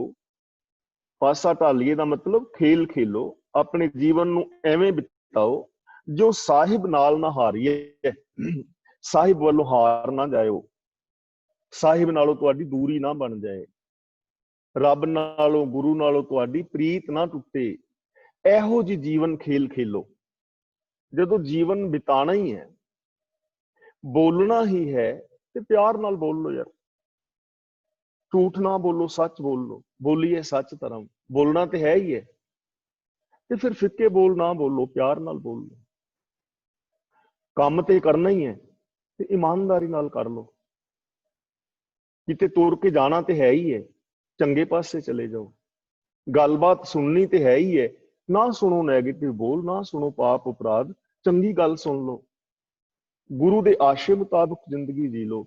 ਮੱਥਾ ਟੇਕਣਾ ਹੈ ਤਾਂ ਬਾਬਿਆਂ ਨੂੰ ਕਿਉਂ ਟੇਕਦੇ ਹੋ, ਪੀਰਾਂ ਤੇ ਕਿਉਂ ਜਾਂਦੇ ਹੋ? ਗੁਰੂ ਨੂੰ ਮੱਥਾ ਟੇਕ ਲਓ, ਗੁਰਬਾਣੀ ਪੜ੍ਹ ਲਓ, ਗੁਰਬਾਣੀ ਦੇ ਅਰਥ ਸਮਝ ਲਓ, ਗੁਰਬਾਣੀ ਦੇ ਅਰਥਾਂ ਮੁਤਾਬਕ ਜ਼ਿੰਦਗੀ ਜੀ ਲਓ। ਇਸ ਪਾਸਾ ਜੇ ਢਾਲੋਗੇ, ਇਹਦੇ ਨਾਲ ਕੀ ਹੋਏਗਾ? ਗੁਰੂ ਦੇ ਨਾਲ ਪ੍ਰੀਤ ਬਣੇਗੀ। ਯਾਨੀ ਕੰਮ ਸਾਡਾ ਟਾਈਮ ਓਨਾ ਹੀ ਲੱਗਣਾ, ਜ਼ੋਰ ਸਗੋਂ ਘੱਟ ਲੱਗੇਗਾ। ਹੁਣ ਲੋਕ ਕਹਿੰਦੇ ਨੇ, ਨਾ ਜੀ ਇਹ ਤੇ ਬੜਾ ਔਖਾ ਕੰਮ ਹੈ ਗੁਰਬਾਣੀ ਅਨੁਸਾਰ ਜ਼ਿੰਦਗੀ ਜੀਣੀ। ਨਾ ਨਾ ਨਾ ਨਾ, ਤੋਬਾ ਤੋਬਾ, ਇਹ ਤੇ ਬੜਾ ਔਖਾ ਕੰਮ ਹੈ। ਤੇ ਸਾਡੇ ਬਾਬੇ ਵੀ ਕਹਿੰਦੇ ਨੇ ਜੀ ਔਖਾ ਹੈ ਤੇ ਹੋਣਾ ਹੀ ਨਹੀਂ। ਗ੍ਰਸਤੀ ਬੰਦੇ ਤੇ ਕਰ ਹੀ ਨਹੀਂ ਸਕਦੇ ਜੀ, ਕਿੱਥੇ ਬਾਣੀ ਤੇ ਸਮਝ ਚ ਹੀ ਨਹੀਂ ਆਉਣੀ। ਇਹ ਤੇ ਕੰਮ ਬੜਾ ਔਖਾ ਹੈ, ਇਹ ਤੇ ਹੋਣਾ ਹੀ ਨਹੀਂ। ਮੈਂ ਬੇਨਤੀ ਕਰਾਂ, ਬੜਾ ਸੌਖਾ ਕੰਮ ਹੈ। ਸਾਡੇ ਦਿਮਾਗ 'ਚ ਗੱਲਾਂ ਪੁੱਠੀਆਂ ਭਰ ਦਿੱਤੀਆਂ ਗਈਆਂ ਨੇ। ਮੈਂ ਪਹਿਲੀ ਵੀ ਇੱਕ ਦਿਨ ਤੁਹਾਨੂੰ ਕਿਹਾ ਸੀ ਨਾ ਕਿ ਇਹ ਕੰਮ ਸੌਖਾ ਹੈ, ਵੀ ਥੋੜਾ ਜਿਹਾ ਮੁਸਕਰਾਓ ਸਾਰੇ ਕਲਾਸ ਵਾਲੇ, ਥੋੜਾ ਜਿਹਾ ਮੁਸਕਰਾਓ ਸਾਰੇ। ਸੌਖਾ ਹੈ ਨਾ ਮੁਸਕਰਾਣਾ? ਤੇ ਹੁਣ ਘੂਰੀਆਂ ਵੱਟੋ, ਜਿਵੇਂ ਮੈਂ ਵੱਟੀਆਂ, ਵੱਟੋ ਥੋੜੇ ਘੂਰੀਆਂ। ਔਖਾ ਹੈ ਨਾ ਘੂਰੀਆਂ ਵੱਟਣੀਆਂ? ਮੁਸਕਰਾਉਣਾ ਸੌਖਾ ਹੈ, ਘੂਰੀਆਂ ਵੱਟਣੀਆਂ ਔਖੀਆਂ ਨੇ। ਹੱਥ ਮਿਲਾਓ ਇੱਕ ਦੂਜੇ ਨਾਲ, ਸੌਖਾ ਹੈ। ਘਸੁੰਨ ਮਾਰੋ ਇੱਕ ਦੂਜੇ ਨੂੰ, ਔਖਾ ਹੈ। ਨੱਕ ਭੰਨੋ, ਪੁਲਿਸ ਦੇ ਵਿੱਚ ਜਾਓ, ਥਾਣੇ ਜਾਓ, ਕੇਸ ਭੁਗਤੋ, ਔਖਾ ਹੈ ਨਾ। ਪਤੀ ਪਤਨੀ ਪ੍ਰੇਮ ਨਾਲ ਰਹੋ, ਕਿੰਨਾ ਸੌਖਾ ਹੈ। ਤੇ ਪਤੀ ਨੇ ਉਧਰੋਂ ਡੰਡਾ ਫੜਿਆ ਹੋਵੇ ਤੇ ਪਤਨੀ ਨੇ ਵੇਲਣਾ ਫੜਿਆ ਹੋਵੇ, ਔਖਾ ਹੈ ਨਾ। ਕੰਮ ਤੇ ਸੌਖਾ ਸੀ, ਪ੍ਰੇਮ ਨਾਲ ਰਹਿਣਾ, ਬਾਣੀ ਅਨੁਸਾਰ ਜ਼ਿੰਦਗੀ ਜੀਣੀ ਤੇ ਸੌਖੀ ਸੀ। ਸਾਡੇ ਦਿਮਾਗ ਵਿੱਚ ਭਰ ਦਿੱਤਾ ਕਿ ਔਖਾ ਹੈ। ਅਸਲ ਦੇ ਵਿੱਚ ਜਦੋਂ ਅਸੀਂ ਕਹਿੰਦੇ ਆ ਨਾ ਇਹ ਕੰਮ ਔਖਾ ਹੈ, ਅਸਲ ਵਿੱਚ ਅਸੀਂ ਬਾਈਪਾਸ ਕਹਿ ਰਹੇ ਹੁੰਦੇ ਆ ਵੀ ਅਸੀਂ ਇਹ ਕੰਮ ਨਹੀਂ ਕਰਨਾ, ਅਸੀਂ ਕਰਨਾ ਹੀ ਨਹੀਂ, ਪਿਆਰ ਨਾਲ ਰਹਿਣਾ ਹੀ ਨਹੀਂ। ਘਸੁੰਨ ਮਾਰਦੇ ਚੰਗੇ ਲੱਗਦੇ ਆ, ਝੂਠ ਮਾਰਦੇ ਚੰਗੇ ਲੱਗਦੇ। ਤਾਂ ਗੁਰੂ ਜੀ ਸਾਨੂੰ ਸਮਝਾ ਰਹੇ ਨੇ, ਜੋ ਸਾਹਿਬ ਨਾਲ ਨਾ ਹਾਰੀਏ ਤੇਵੇ ਹਾ ਪਾਸਾ ਢਾਲੀਏ। ਹੁਣ ਕਈ ਕਹਿੰਦੇ ਨੇ ਜੀ ਅੰਮ੍ਰਿਤ ਛਕਿਆ ਤੇ ਰਹਿਤ ਨਹੀਂ ਰਹਿਣੀ, ਰਹਿਤ ਰੱਖਣੀ ਬੜੀ ਔਖੀ ਹੈ। ਕਿਸੇ ਬੱਚੇ ਨੂੰ ਕਹੋ ਅੰਮ੍ਰਿਤ ਛਕ ਲਓ, ਮਾਂ ਪਿਓ ਨਾਲ ਦੇ ਨਾਲ ਬੋਲਦੇ ਨੇ, ਨਾ ਨਾ ਭਾਈ ਜੀ ਇਹਨਾਂ ਤੋਂ ਰਹਿਤ ਨਹੀਂ ਰਹਿਣੀ। ਛੋਟੇ ਸਾਹਿਬਜ਼ਾਦੇ ਵੀ ਤੇ ਬੱਚੇ ਸਨ ਯਾਰ, ਚਲੋ ਮੰਨ ਲਓ ਬੱਚਿਆਂ ਤੋਂ ਰਹਿਤ ਨਹੀਂ ਰਹਿਣੀ। ਜਵਾਨ ਨੂੰ ਕਿਸੇ ਨੂੰ ਕਹੋ ਵੀ ਅੰਮ੍ਰਿਤ ਛਕ ਲਓ, ਉਹ ਕਹਿੰਦਾ ਭਾਈ ਜੀ ਹਾਲੀ ਤੇ ਖਾਣ ਪੀਣ ਦੀ ਉਮਰ ਹੈ। ਬੰਦਾ ਪੁੱਛੇ ਵੀ ਅੰਮ੍ਰਿਤ ਨੇ ਸੰਘ ਦੇ ਵਿੱਚ ਕੋਈ ਸ਼ੈ ਫਸਾ ਦੇਣੀ ਹੈ ਵੀ ਰੋਟੀ ਨਹੀਂ ਅੰਦਰ ਲੰਘਣ ਦੇਣੀ। ਤੇ ਜੇ ਬਜ਼ੁਰਗ ਨੂੰ ਆਖੋ ਕਿਸੇ ਸਾਡੇ ਵਰਗੇ ਨੂੰ, ਬਾਪੂ ਅੰਮ੍ਰਿਤ ਛਕ ਲੈ, ਤੇ ਉਹ ਕਹਿੰਦਾ ਭਾਈ ਜੀ ਹੁਣ ਤੇ ਅੱਗੇ ਚੱਲ ਕੇ ਛਕਾਂਗੇ। ਜਿਵੇਂ ਧਰਮਰਾਜ ਖੰਡਾ ਬਾਟਾ ਮਾਂਜ ਕੇ ਬੈਠਾ ਹੋਵੇ ਵੀ ਜਾਂਦਿਆਂ ਉਹਨੇ ਪਹਿਲਾਂ ਤੁਹਾਨੂੰ ਅੰਮ੍ਰਿਤ ਛਕਾਉਣਾ। ਬਹੁਤੇ ਬਜ਼ੁਰਗ ਕਹਿ ਦੇਣਗੇ ਭਾਈ ਜੀ ਹੁਣ ਤੇ ਕੁਛ ਦੰਦ ਨਹੀਂ ਰਹੇ। ਬੰਦਾ ਪੁੱਛੇ ਵੀ ਦੰਦਾਂ ਨਾਲ ਅਖਰੋਟ ਚੱਬਣੇ ਨੇ ਯਾਰ। ਯਾਨੀ ਇਹਦਾ ਮਤਲਬ ਕਰਨਾ ਹੀ ਨਹੀਂ ਚਾਹੁੰਦੇ, ਰਹਿਤ ਨਹੀਂ ਰਹਿਣੀ ਸਾਡੇ ਮਨ ਦੇ ਵਿੱਚ ਬਿਠਾ ਦਿੱਤੀ ਗਈ। ਤੇ ਮੈਂ ਬੇਨਤੀ ਕਰਾਂ, ਰਹਿਤ ਰੱਖਣ ਦੀ ਲੋੜ ਹੀ ਨਹੀਂ ਹੈ। ਮੈਂ ਸੰਨ 84 ਵਿੱਚ ਅੰਮ੍ਰਿਤ ਛਕਿਆ ਸੀ, ਉਦੋਂ ਤੋਂ ਲੈ ਕੇ ਮੈਂ ਅੱਜ ਤੱਕ ਰਹਿਤ ਨਹੀਂ ਰੱਖੀ, ਨਾ ਮੇਰੇ ਵਿੱਚ ਇੰਨੀ ਤਾਕਤ ਹੈ ਕਿ ਮੈਂ ਰਹਿਤ ਰੱਖ ਸਕਾਂ। ਸਗੋਂ ਉਲਟਾ ਰਹਿਤ ਮੈਨੂੰ ਰੱਖ ਰਹੀ ਹੈ, ਮੈਂ ਰਹਿਤ ਨਹੀਂ ਰੱਖ ਰਿਹਾ, ਰਹਿਤ ਮੈਨੂੰ ਰੱਖ ਰਹੀ ਹੈ। ਜਦੋਂ ਦਾ ਮੈਂ ਅੰਮ੍ਰਿਤ ਪਾਨ ਕੀਤਾ ਹੈ ਤਾਂ ਰਹਿਤ ਨੇ ਮੈਨੂੰ ਝੂਠ ਫਰੇਬ ਤੋਂ ਬਚਾ ਲਿਆ, ਰਹਿਤ ਨੇ ਮੈਨੂੰ ਬਾਬਿਆਂ ਤੋਂ ਬਚਾ ਲਿਆ। 72 ਲੱਖ 65,000 ਸੰਤ ਨੇ ਇੰਡੀਆ 'ਚ, ਮੈਂ ਨਹੀਂ ਕਦੇ ਕਿਸੇ ਨੂੰ ਮੱਥਾ ਟੇਕਿਆ, ਰਹਿਤ ਨੇ ਬਚਾ ਲਿਆ ਨਾ। ਗੁਰੂ ਗ੍ਰੰਥ ਸਾਹਿਬ ਨੂੰ ਮੱਥਾ ਟੇਕਿਆ, ਰਹਿਤ ਨੇ ਮੈਨੂੰ ਸ਼ਰਾਬ ਪੀਣ ਤੋਂ ਬਚਾ ਲਿਆ, ਰਹਿਤ ਨੇ ਮੈਨੂੰ ਜਾਤੀਵਾਦ ਤੋਂ ਬਚਾ ਲਿਆ, ਦਾਜ ਦਹੇਜ ਦੀਆਂ ਲਾਹਨਤਾਂ ਤੋਂ ਬਚਾ ਲਿਆ। ਹੁਣ ਦੱਸੋ, ਵਿਭਚਾਰ ਤੋਂ ਮੈਨੂੰ ਰਹਿਤ ਨੇ ਬਚਾ ਲਿਆ। ਹੁਣ ਦੱਸੋ, ਮੈਂ ਰਹਿਤ ਰੱਖ ਰਿਹਾ ਕਿ ਰਹਿਤ ਮੈਨੂੰ ਰੱਖ ਰਹੀ ਹੈ? ਇਸ ਲਈ ਸਾਡੇ ਦਿਮਾਗ ਵਿੱਚ ਉਲਟੀਆਂ ਚੀਜ਼ਾਂ ਪਾ ਦਿੱਤੀਆਂ ਗਈਆਂ ਨੇ। ਤਾਂ ਗੁਰੂ ਜੀ ਕਹਿੰਦੇ ਨੇ ਉਹੋ ਜੀ ਜ਼ਿੰਦਗੀ ਜੀਵੋ ਕਿ ਸਾਹਿਬ ਦੇ ਨਾਲ ਪ੍ਰੀਤ ਬਣੀ ਰਹੇ, ਸਾਹਿਬ ਦੇ ਨਾਲ ਉਹ ਪ੍ਰੀਤ ਨਾ ਟੁੱਟੇ। ਅਖੀਰ ਵਿੱਚ ਕਹਿੰਦੇ ਨੇ ਕਿਛ ਲਾਹੇ ਉੱਪਰ ਘਾਲੀਏ, ਜਿਹੜਾ ਵੀ ਕੰਮ ਕਰਨਾ ਨਾ ਲਾਹੇ ਵਾਲਾ ਕਰੋ, ਜਿਹਦੇ ਨਾਲ ਤੁਹਾਡੀ ਜ਼ਿੰਦਗੀ ਦਾ ਨੁਕਸਾਨ ਹੋਣਾ ਹੈ ਨਾ ਕਰੋ। ਕੁਛ ਲਾਹੇ ਉੱਪਰ ਘਾਲੀਏ, ਕੁਛ ਲਾਹੇ ਵਾਸਤੇ ਕਰੋ ਜਿਹਦੇ ਨਾਲ ਲਾਭ ਹੋਵੇ, ਮੇਰਾ ਵੀ, ਮੇਰੇ ਪਰਿਵਾਰ ਦਾ ਵੀ, ਤੁਹਾਡਾ ਭੈਣਾਂ ਵੀਰਾਂ ਦਾ ਵੀ, ਸਮਾਜ ਦਾ ਵੀ, ਜਿਹਦੇ ਨਾਲ ਫਾਇਦਾ ਹੋਏ। ਇਹ ਗੱਲ ਕਹਿ ਕੇ ਮੈਂ ਖਿਮਾ ਦਾ ਜਾਚਕ ਹਾਂ। ਇੱਕ ਹੁੰਦਾ ਹੈ ਕੰਮ ਤੇ ਇੱਕ ਹੁੰਦਾ ਹੈ ਚੜਾਮ। ਕੰਮ ਕੀ ਹੈ? ਕੰਮ ਕਰਨ ਤੋਂ ਪਹਿਲਾਂ ਇਹ ਸੋਚੋ ਕਿ ਜਿਹੜਾ ਮੈਂ ਕੰਮ ਕਰਨ ਲੱਗਾ ਉਹਦੇ ਨਾਲ ਮੇਰਾ ਕੋਈ ਨੁਕਸਾਨ ਤੇ ਨਹੀਂ ਹੋਏਗਾ। ਜੇ ਨੁਕਸਾਨ ਹੁੰਦਾ ਨਾ ਕਰੋ। ਦੂਜੀ ਗੱਲ ਇਹ ਸੋਚੋ ਕਿ ਜਿੰਨੇ ਮੈਨੂੰ ਕੰਮ ਕਿਹਾ ਹੈ, ਜਿਹਦੇ ਵਾਸਤੇ ਮੈਂ ਕੰਮ ਕਰਨ ਲੱਗਾ, ਉਹਦਾ ਨੁਕਸਾਨ ਤੇ ਨਹੀਂ ਹੋਏਗਾ। ਜੇ ਉਹਦਾ ਨੁਕਸਾਨ ਹੁੰਦਾ ਤੇ ਨਾ ਕਰੋ। ਤੇ ਜੇ ਮੇਰਾ ਵੀ ਨੁਕਸਾਨ ਨਹੀਂ, ਜਿਹਦੇ ਵਾਸਤੇ ਮੈਂ ਕੰਮ ਕਰਨ ਲੱਗਾ ਉਹਦਾ ਵੀ ਨੁਕਸਾਨ ਨਹੀਂ, ਪਰ ਸਮਾਜ ਵਿੱਚ ਹੋਰ 15-20 ਦਾ ਨੁਕਸਾਨ ਹੋ ਜਾਣਾ, ਤੇ ਉਹ ਕੰਮ ਵੀ ਨਾ ਕਰੋ। ਜਿਹਦੇ ਨਾਲ ਮੇਰਾ ਵੀ ਨੁਕਸਾਨ ਨਹੀਂ, ਸਾਹਮਣੇ ਵਾਲੇ ਦਾ ਵੀ ਨੁਕਸਾਨ ਨਹੀਂ, ਸਮਾਜ ਦਾ ਨੁਕਸਾਨ ਨਹੀਂ, ਉਹਨੂੰ ਕਹਿੰਦੇ ਨੇ ਕੰਮ। ਤੇ ਜਿਹਦੇ ਨਾਲ ਮੇਰਾ ਨੁਕਸਾਨ ਹੋਵੇ, ਦੂਜੇ ਦਾ ਨੁਕਸਾਨ, ਸਮਾਜ ਦਾ, ਉਹਨੂੰ ਕਹਿੰਦੇ ਨੇ ਚੜਾਮ। ਲੋਕ ਚੜਾਮ ਕਰਕੇ ਰਾਜੀ ਨੇ, ਕੰਮ ਕਰਕੇ ਰਾਜੀ। ਇਸ ਲਈ ਗੁਰੂ ਜੀ ਕਹਿੰਦੇ ਨੇ ਕਿਛ ਲਾਹੇ ਉੱਪਰ ਘਾਲੀਏ, ਜੋ ਵੀ ਕਰੋ ਨਾ ਉਹਦੇ ਨਾਲ ਚੀਜ਼ ਵੇਖ ਲਓ ਕਿ ਮੇਰਾ ਲਾਭ ਹੈ, ਮੇਰੇ ਪਰਿਵਾਰ ਨੂੰ ਲਾਭ ਹੋਏਗਾ, ਸੰਸਾਰ ਨੂੰ ਲਾਭ ਹੋਏਗਾ, ਤਾਂ ਲਾਭ ਵਾਲਾ ਕੰਮ ਕਰੋ। ਪਿਆਰ ਨਾਲ ਰਹੋਗੇ, ਇਹਦਾ ਲਾਭ ਹੋਏਗਾ। ਸੱਚ ਬੋਲੋਗੇ, ਲਾਭ ਹੋਏਗਾ। ਦਇਆ ਕਰੋਗੇ, ਲਾਭ ਹੋਏਗਾ। ਗੁਰੂ ਗ੍ਰੰਥ ਸਾਹਿਬ ਦੀ ਬਾਣੀ ਅਨੁਸਾਰ ਜ਼ਿੰਦਗੀ ਜੀਵੋਗੇ, ਲਾਭ ਹੋਏਗਾ। ਬਾਬਿਆਂ ਕੋਲ ਜਾਓਗੇ, ਉਹਨਾਂ ਨੇ ਜਾਂਦਿਆਂ ਕਹਿਣਾ ਵੀ ਸਿੰਘਾ ਤੇਰੇ ਵਾਸਤੇ ਕਮਰੇ ਦੀ ਸੇਵਾ ਹੈ, ਉੱਥੇ ਲਿਟਾ ਲੋਗੇ। ਇਸ ਲਈ ਇਹੋ ਜਿਹੇ ਕੰਮ ਨਾ ਕਰੋ ਜਿਹਦੇ ਨਾਲ ਤੁਹਾਡਾ ਸਰੀਰਕ, ਮਾਨਸਿਕ, ਆਰਥਿਕ ਨੁਕਸਾਨ ਹੋਵੇ। ਤਾਂ ਅੱਜ ਗੁਰੂਦੇਵ ਪਾਤਸ਼ਾਹ ਨੇ ਸਾਨੂੰ ਦੋ ਚੀਜ਼ਾਂ, ਤਿੰਨ ਸਮਝਾਈਆਂ ਨੇ। ਇੱਕ, ਅਸੀਂ ਪ੍ਰੇਮ ਸੱਚਾ ਕੀ ਹੈ, ਦੂਜਾ ਸੱਚਾ ਸੇਵਕ ਕੌਣ ਹੈ, ਔਰ ਤੀਜਾ ਰਾਹਿਬ ਸਾਹਿਬ ਨੂੰ ਸੇਵਿਆਂ ਸੁਖ ਮਿਲਦਾ ਹੈ। ਤੇ ਜੋ ਅਸੀਂ ਕਰਨਾ ਹੈ ਉਹ ਲਾਹੇ ਵਾਸਤੇ ਕਰਨਾ ਹੈ। ਤੇ ਐਸੀ ਖੇਲ ਖੇਲਣੀ ਹੈ ਜ਼ਿੰਦਗੀ ਦੀ ਕਿ ਰੱਬ ਦੇ ਨਾਲੋਂ ਸਾਡੀ ਪ੍ਰੀਤ ਜਿਹੜੀ ਹੈ ਉਹ ਟੁੱਟੇ ਨਾ। ਮੈਂ ਇੱਥੇ ਹੀ ਖਿਮਾ ਦਾ ਜਾਚਕ ਹਾਂ। ਹੁਣ ਜੋ ਅਸੀਂ ਅੱਜ ਵਿਚਾਰ ਕੀਤੀ ਹੈ ਨਾ, ਇਹਦੇ ਵਿੱਚੋਂ ਜੇ ਕਿਸੇ ਦਾ ਕੋਈ ਸਵਾਲ ਹੋਵੇ ਤਾਂ ਉਹ ਸਵਾਲ ਕਰ ਸਕਦਾ ਹੈ। ਕਿਉਂਕਿ ਜੇ ਇਹਦੇ ਵਿੱਚ ਅਸੀਂ ਦਾਇਰੇ ਵਿੱਚ ਰਹਿ ਕੇ ਸਵਾਲ ਕਰਾਂਗੇ ਨਾ, ਆਪਣੇ ਵਿਊਜ਼ ਦੇਵਾਂਗੇ ਜਾਂ ਜੋ ਟੌਪਿਕ ਹੈ ਉਹਦੇ ਬਾਰੇ ਸਵਾਲ ਕਰਾਂਗੇ, ਤਾਂ ਸਾਡਾ ਵਿਕਾਸ ਜਿਹੜਾ ਹੋਏਗਾ, ਸਾਨੂੰ ਸਮਝ ਜ਼ਿਆਦਾ ਆਏਗੀ। ਜੇ ਅਸੀਂ ਟੌਪਿਕ ਤੋਂ ਚਲੇ ਜਾਵਾਂਗੇ ਤੇ ਫਿਰ ਰੌਲ ਘਚੋਲਾ ਜਾ ਪੈ ਜਾਂਦਾ ਹੈ। ਇਸ ਲਈ ਟਰਾਈ ਕਰੋ ਕਿ ਜੋ ਅੱਜ ਬੋਲਿਆ ਗਿਆ ਹੈ, ਕੋਈ ਸਵਾਲ ਉਹਦੇ ਪ੍ਰਥਾਏ ਹੋਏ ਤੇ ਆਪ ਕਰ ਸਕਦੇ ਹੋ। ਵੀਰ ਤ੍ਰਿਲੋਚਨ ਜੀ ਹੁਣ ਅਨਮਿਊਟ ਹੋ ਗਏ ਨੇ, ਅਗਲੀ ਕਾਰਵਾਈ ਇਹ ਕਰਨਗੇ। ਮੇਰੇ ਤੋਂ ਹੋਈਆਂ ਭੁੱਲਾਂ ਦੀ ਖਿਮਾ, ਪਿਆਰ ਨਾਲ ਬੁਲਾਓ ਜੀ। ਵਾਹਿਗੁਰੂ ਜੀ ਕਾ ਖਾਲਸਾ, ਵਾਹਿਗੁਰੂ ਜੀ ਕੀ ਫਤਿਹ। ਵਾਹਿਗੁਰੂ ਜੀ ਕਾ ਖਾਲਸਾ, ਵਾਹਿਗੁਰੂ ਜੀ ਕੀ ਫਤਿਹ। ਧੰਨਵਾਦ ਜੀ ਗਿਆਨੀ ਜੀ, ਆਪ ਜੀ ਦਾ ਬਹੁਤ ਬਹੁਤ। ਤੇ ਮੈਂ ਇਹ ਤੋਂ ਪਹਿਲਾਂ ਕਿ ਮੈਂ ਕੋਈ ਵੀ ਕਮੈਂਟ ਕਰਾਂ, ਤੇ ਮੈਂ ਸਾਰੀਆਂ ਸੰਗਤਾਂ ਨੂੰ ਜਿੱਦਾਂ ਅੱਗੇ ਵੀ ਕਹਿੰਦਾ ਹੁੰਦਾ ਵੀ ਤੁਸੀਂ ਪਲੀਜ਼ ਅਨਮਿਊਟ ਆਪੇ ਹੋ ਜਾਇਆ ਕਰੋ, ਮੇਰੀ ਵੇਟ ਨਾ ਕਰਿਆ ਕਰੋ। ਮੈਂ ਸਕਰੀਨ ਦੇਖ ਕੇ ਫਿਰ ਮਤਲਬ ਉਹਨਾਂ ਨੂੰ ਆ ਸਕਦਾ ਆ। ਤੇ ਉਹਦਾ ਕਈ ਵਾਰੀ ਅਸੀਂ ਸੰਗਦੇ ਰਹਿ ਜਾਈਦਾ, ਅਸੀਂ ਕਹਿੰਦੇ ਕੋਈ ਨਹੀਂ ਸ਼ਾਇਦ ਕਰੇ ਦੇਣਾ ਜਾਂ ਕਿੱਦਾਂ। ਤੁਸੀਂ ਆਪ ਕਰ ਦਿਓ। ਕਈ ਵਾਰੀ ਇੱਦਾਂ ਹੁੰਦੀ ਆ ਕਿ ਇੱਧਰੋਂ ਤੁਸੀਂ ਅਨਮਿਊਟ ਕਰਨ ਦੀ ਕੋਸ਼ਿਸ਼ ਕਰਦੇ ਆ, ਅੱਜ ਕੱਲ੍ਹ ਪਤਾ ਨਹੀਂ ਕੀ ਚੱਕਰ ਆ ਉਹਦੇ ਨਾਲ ਕਈ ਵਾਰੀ ਨਹੀਂ ਅਨਮਿਊਟ ਮੇਰੇ ਕੋਲੋਂ ਨਹੀਂ ਹੁੰਦਾ ਹੈ ਨਾ। ਤੇ ਇਸ ਕਰਕੇ ਮੈਂ ਚਾਹੁੰਦਾ ਇਹੀ ਆ ਰਹੋ ਕੁਆਇਟ ਤੇ ਅਨਮਿਊਟ ਕਰਕੇ ਬਹਿ ਜਾਓ ਤਾਂ ਕਿ ਅਸੀਂ ਤੁਹਾਡੇ ਕੋਲ ਆ ਸਕੀਏ। ਸੋ ਅੱਜ ਦੀ ਵਿਚਾਰ ਆਪ ਜੀ ਨੇ ਸਾਰਿਆਂ ਨੇ ਸੁਣ ਹੀ ਲਈ ਹੈ ਜੀ ਗਿਆਨੀ ਜੀ ਦੇ ਕੋਲੋਂ। ਤੇ ਇੱਕ ਨਹੀਂ ਆਸ਼ਕੀ ਵਾਲੀ, ਆਸ਼ਕੀ ਦਾ ਮਤਲਬ ਪ੍ਰੇਮ, ਪਿਆਰ, ਉਹਦੀ ਪੂਰੀ ਤਰ੍ਹਾਂ ਵਿਆਖਿਆ ਗਿਆਨੀ ਜੀ ਨੇ ਕਰ ਵੀ ਦਿੱਤੀ ਹੈ। ਤੇ ਜਿਹੜੀ ਦਿਲ ਨੂੰ ਖੁੱਭਣ ਵਾਲੀਆਂ ਗੱਲਾਂ ਸਾਰੀਆਂ ਹੀ ਆ, ਪਰ ਜਿਤ ਕੀਤਾ ਪਾਈਐ ਆਪਣਾ ਸਾਕਾਲ ਬੁਰੀ ਕਿਉਂ ਘਾਲੀ ਹੈ, ਇਹ ਸਾਨੂੰ ਸਮਝ ਲੈਣੀ ਚਾਹੀਦੀ ਹੈ ਵੀ ਜਿਸ ਕੰਮ ਦੇ ਕਰਨ ਦੇ ਨਾਲ ਨੁਕਸਾਨ ਹੁੰਦਾ ਹੈ ਇਕੱਲਾ ਆਪਣਾ ਹੀ ਨਹੀਂ ਦੂਜਿਆਂ ਦਾ ਵੀ, ਤੇ ਉਹ ਉਦਾਂ ਦਾ ਕੰਮ ਜ਼ਰੂਰ ਨਹੀਂ ਕਰਨਾ ਚਾਹੀਦਾ। ਮੰਦਾ ਮੂਲ ਨਾ ਕੀਚੇ, ਤੇ ਇਹ ਵੀ ਇਹਦੇ ਨਾਲ ਹੀ ਰਿਲੇਟਡ ਆ।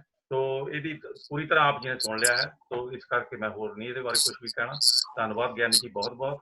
ਤੇ ਸਾਡੇ ਨਾਲ ਸਭ ਤੋਂ ਪਹਿਲਾਂ ਸਾਡੇ ਨਾਲ ਅਨਮਿਊਟ ਹੋਏ ਜੀ, ਥੈਂਕ ਯੂ ਤੁਹਾਡਾ ਬਹੁਤ ਬਹੁਤ, ਪਲਵਿੰਦਰ ਸਿੰਘ ਜੀ। ਮੈਂ ਸਭ ਤੋਂ ਪਹਿਲਾਂ ਤੁਹਾਡੇ ਕੋਲ ਆ ਰਿਹਾ ਜੀ, ਤੇ ਤੁਸੀਂ ਆਪਣੇ ਵਿਚਾਰ ਰੱਖੋ। ਹਾਂਜੀ ਪਲਵਿੰਦਰ ਸਿੰਘ ਜੀ। ਹਾਂਜੀ ਪਲਵਿੰਦਰ ਸਿੰਘ ਵੀਰ ਜੀ ਫਤਿਹ। ਉਹ ਪੁੱਛ ਰਹੇ ਨੇ ਕਿ ਤੁਹਾਨੂੰ ਇਹ ਵਿਚਾਰ ਕਿਵੇਂ ਦੇ ਲੱਗੇ ਔਰ ਇਸ ਕਲਾਸ ਵਿੱਚ ਆਣ ਕੇ ਤੁਸੀਂ ਕੀ ਮਹਿਸੂਸ ਕਰ ਰਹੇ ਹੋ?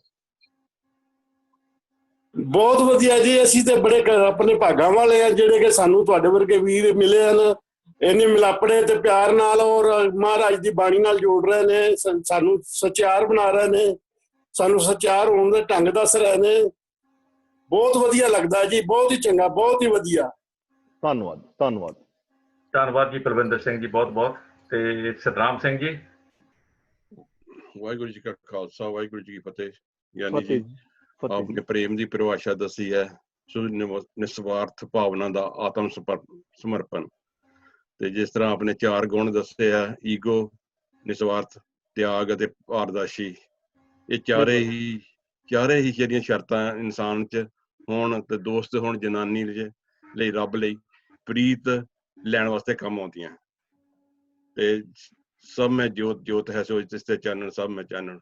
ਤੇ ਮੈਂ ਇੱਕ ਹੋਰ ਜੀ ਇਹਦੀ ਪਰਿਭਾਸ਼ਾ ਪ੍ਰੇਮ ਦੀ ਇੱਕ ਦੱਸੀ, ਸ਼ਾਇਦ ਤੁਸੀਂ ਦੱਸਿਓ। ਪਰਮਾਤਮਾ ਪਲੱਸ ਮੈਂ ਤੇ ਪ੍ਰੇਮ ਨਹੀਂ, ਪਰੇ ਪਲੱਸ ਮਾਂ, ਪਰੇ। ਹਾਂਜੀ, ਪਰੇ ਪਲੱਸ ਮੈਂ। ਮਾਂ ਦਾ ਮਤਲਬ ਈਗੋ, ਜਿੱਥੋਂ ਈਗੋ ਦੂਰ ਹੋ ਜਾਏ ਉੱਥੋਂ ਪ੍ਰੇਮ ਸ਼ੁਰੂ ਹੁੰਦਾ। ਇਹ ਦੋਨੇ ਜਣੇ ਦਾ ਸੁਮੇਲ ਹੋ ਕੇ ਪ੍ਰੇਮ ਬਣਦਾ। ਨਾ, ਸੁਮੇਲ ਨਹੀਂ, ਸੰਧੀ ਵਿਛੇਦ ਜਦੋਂ ਕਰਾਂਗੇ ਨਾ ਪ੍ਰੇਮ ਦਾ, ਤਾਂ 2 ਸ਼ਬਦ ਬਣਦੇ ਨੇ, ਪਰੇ ਅਤੇ ਮੈਂ। ਜਦੋਂ ਮੈਂ ਨੂੰ ਦੂਰ ਕਰ ਦਈਏ, ਮੈਂ ਮੁੱਕ ਜਾਏ, ਈਗੋ ਮੁੱਕ ਜਾਏ, ਉੱਥੋਂ ਪ੍ਰੇਮ ਸ਼ੁਰੂ ਹੁੰਦਾ। ਠੀਕ। ਤੇ ਜਿਸ ਤਰ੍ਹਾਂ ਹੁਣ ਬੁੱਲੇ ਸ਼ਾਹ ਨੇ ਵੀ ਆਪਣੇ ਰੱਬ ਦੇ ਪ੍ਰੇਮ ਦੀ ਰੱਬ ਨਾਲ ਪ੍ਰੇਮ ਦੀ ਜਿਹੜੀ ਕੀਤਾ ਜੀ, ਆਸ਼ਕੀ, ਉਹਦੀ ਸ਼ਬਦਾਵਲੀ ਜਿਹੜੀ ਸੀ ਉਹ ਆਸ਼ਕੀ ਵਾਲੀ ਸੀਗੀ, ਤੇ ਇਸੇ ਕਰਕੇ ਕਿਸੇ ਬਾਣੀ 'ਚ ਉਹਨਾਂ ਦੀ ਦਰਜ ਨਹੀਂ ਹੋ ਸਕੀ। ਵੈਸੇ ਉਹ ਰੱਬ ਨਾਲ ਹੀ ਪ੍ਰੇਮ ਦਾ ਜ਼ਿਆਦਾ ਉਹਨਾਂ ਦਾ ਸੀਗਾ। ਤੁਹਾਡਾ ਕੀ ਇਸ ਵਿੱਚ ਥੋੜਾ ਜਿਹਾ? ਨਹੀਂ, ਬੁੱਲੇ ਸ਼ਾਹ ਨਾ ਬਾਣੀ ਦੇ ਵਿੱਚ ਦਰਜ ਕਰਾਉਣ ਵਾਸਤੇ ਆਏ ਹੀ ਨਹੀਂ, ਉਹਨਾਂ ਦਾ ਉੱਥੇ ਬਾਣੀ ਵਾਸਤੇ ਆਏ ਹੀ ਨਹੀਂ ਉਹ, ਇਸ ਕਰਕੇ ਉਹਨਾਂ ਦਾ ਉਸ ਚੀਜ਼ ਦੇ ਨਾਲ ਸੰਬੰਧ ਨਹੀਂ। ਉਹ ਸੂਫੀ ਸਨ। ਹੈ ਤਾਂ ਉਹ ਰੱਬ ਵੱਲ ਨੂੰ ਹੀ ਸੀ ਪ੍ਰੇਮ, ਤਾਂ ਉਹਨਾਂ ਦਾ ਹਾਂਜੀ, ਜਿਹੜੇ ਕਹਿੰਦੇ ਨਾ ਕਿ ਉਹਨਾਂ ਦੀ ਬਾਣੀ ਨਹੀਂ ਦਰਜ ਹੋਈ, ਬਾਣੀ ਉਹਨਾਂ ਦੀ ਦਰਜ ਹੋਈ ਜਿਨ੍ਹਾਂ ਨੂੰ ਗੁਰੂ ਸਾਹਿਬਾਨ ਮਿਲੇ ਨੇ, ਉਹ ਲੈ ਕੇ ਆਏ ਨੇ, ਔਰ ਜਿਹੜੇ ਉਹਨਾਂ ਦੇ ਕੋਲ ਹਾਜ਼ਰ ਹੋਏ ਸਨ ਉਹਨਾਂ ਦੀ ਬਾਣੀ ਦਰਜ ਕੀਤੀ। ਠੀਕ ਹੈ, ਧੰਨਵਾਦ ਜੀ। ਗੁਰੂ ਜੀ ਨਾਲ ਮਿਲਦੇ। ਹਾਂਜੀ ਹਾਂ, ਮੇਰਾ ਖਿਆਲ ਸਤਨਾਮ ਸਿੰਘ ਜੀ ਇਹ ਕਹਿਣਾ ਚਾਹੁੰਦੇ ਆ ਕਿ ਜਿਹੜੇ ਬੁੱਲੇ ਸ਼ਾਹ ਵੀ ਹੋਏ ਆ, ਉਹ ਵੀ, ਉਹਨਾਂ ਦੇ ਵਿਚਾਰ ਵੀ ਸਿਮਿਲਰ ਸੀਗੇ। ਠੀਕ ਹੈ, ਨਹੀਂ ਉਹ ਦਰਜ ਕਰ ਸਕੇ। ਹਾਂਜੀ, ਰੱਬ ਦੇ ਇਹੋ ਉਪਾਸ਼ਕ ਸਨ। ਬਿਲਕੁਲ, ਥੈਂਕ ਯੂ ਜੀ। ਤੇ ਸਾਡੇ ਭਾਈ ਸਾਹਿਬ ਅਵਤਾਰ ਸਿੰਘ ਜੀ, ਉਹ ਵੀ ਅਨਮਿਊਟ ਹੋਏ ਹੋ ਜੀ, ਤੁਸੀਂ ਕੁਝ ਕਹਿਣਾ?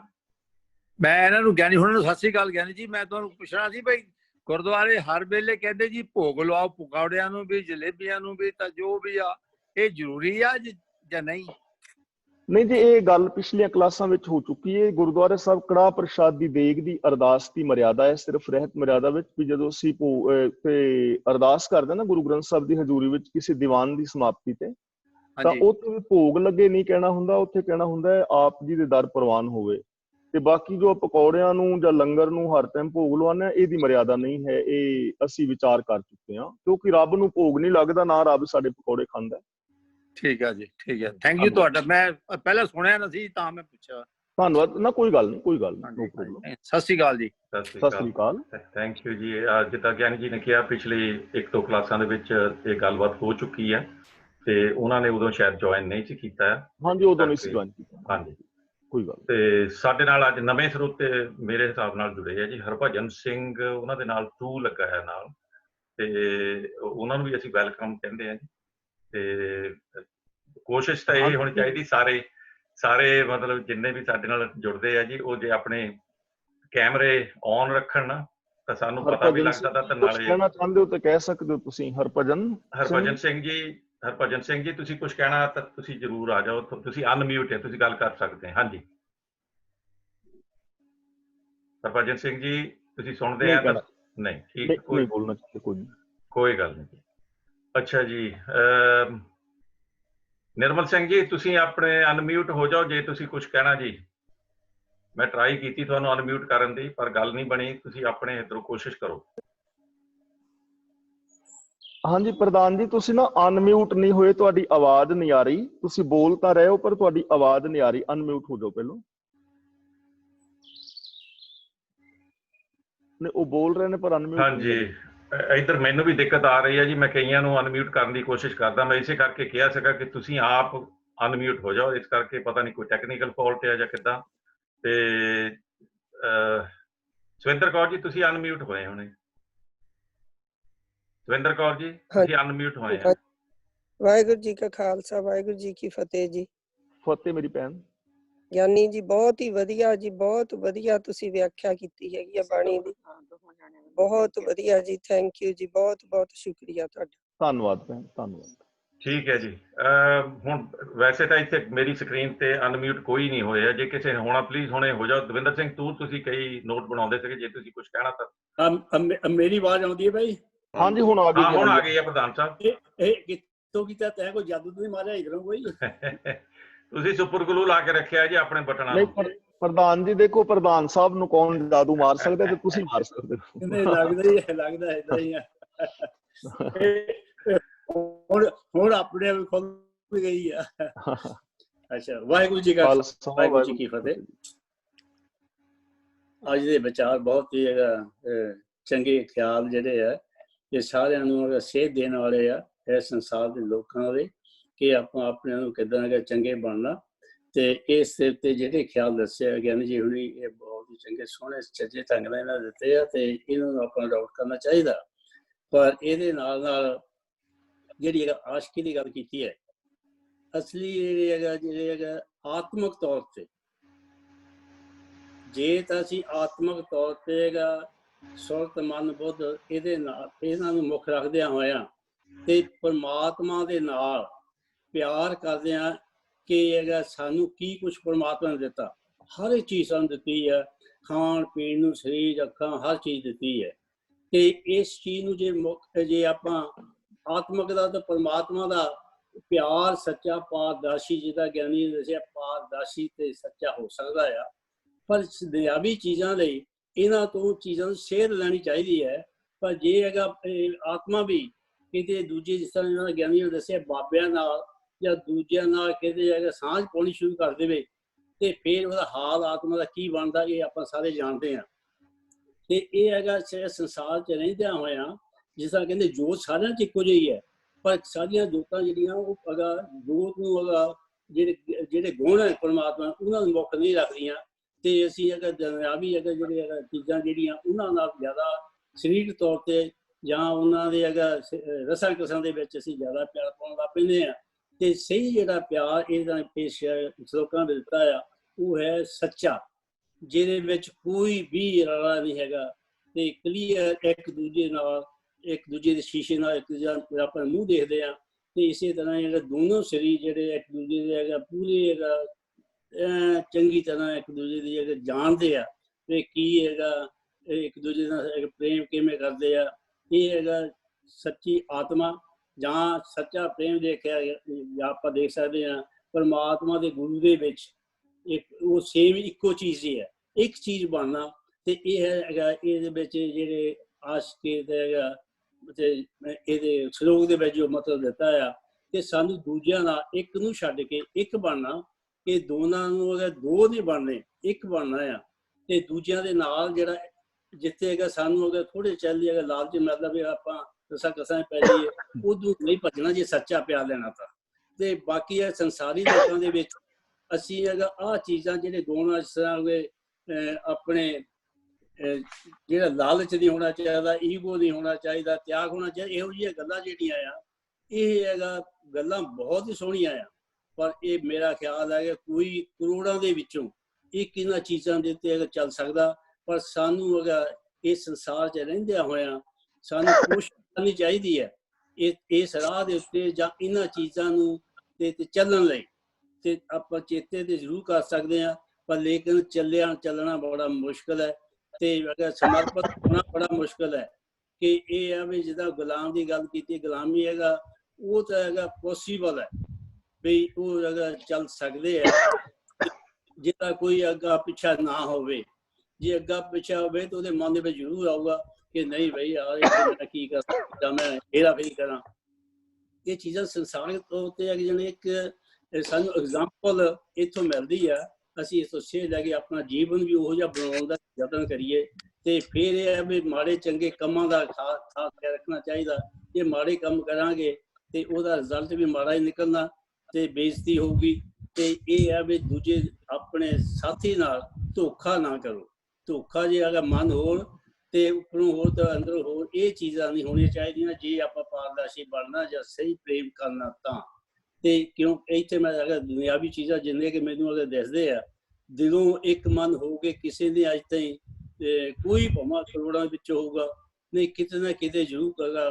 ਦਾਲ ਜਿਹਦਾ ਕਹਿੰਦੇ ਇਹਦਾ ਕੋਕੜੂ ਕਿਤੇ ਨਾ ਕਿਤੇ ਜ਼ਰੂਰ ਮਿਲਦਾ ਕਿ ਉਹ ਚੀਜ਼ ਨਹੀਂ ਪਾਰਦਰਸ਼ੀ ਜਿਹੜੀ ਆ ਆਪਾਂ ਜਿਹੜੀ ਸਹੀ ਹੈਗਾ ਇਹਦੀ ਡੈਫੀਨੇਸ਼ਨ ਜਿਸ ਤਰ੍ਹਾਂ ਦਾ ਗਿਆਨੀ ਜੀ ਉਹਨਾਂ ਦੱਸਿਆ। ਤੇ ਉਹ ਚੀਜ਼ਾਂ ਜਿਹੜੀਆਂ ਕੋਈ ਹਜ਼ਾਰਾਂ ਲੱਖਾਂ ਦੇ ਵਿੱਚ ਮਿਲਦੀਆਂ ਕੋਈ ਹੋਊਗਾ। ਤੇ ਬਾਕੀ ਹੈ ਕਿ ਸਾਨੂੰ ਸਭ ਕੁਝ ਜ਼ਰੂਰ ਲੈਣਾ ਚਾਹੀਦਾ। ਸੰਸਾਰ ਵਿੱਚ ਰਹਿੰਦਿਆਂ ਹੋਇਆਂ ਜ਼ਰੂਰ ਇੱਕ ਮਨ ਹੋ ਕੇ ਇੱਕ ਦੂਜੇ ਦਾ ਸਾਥ ਦਿਓ।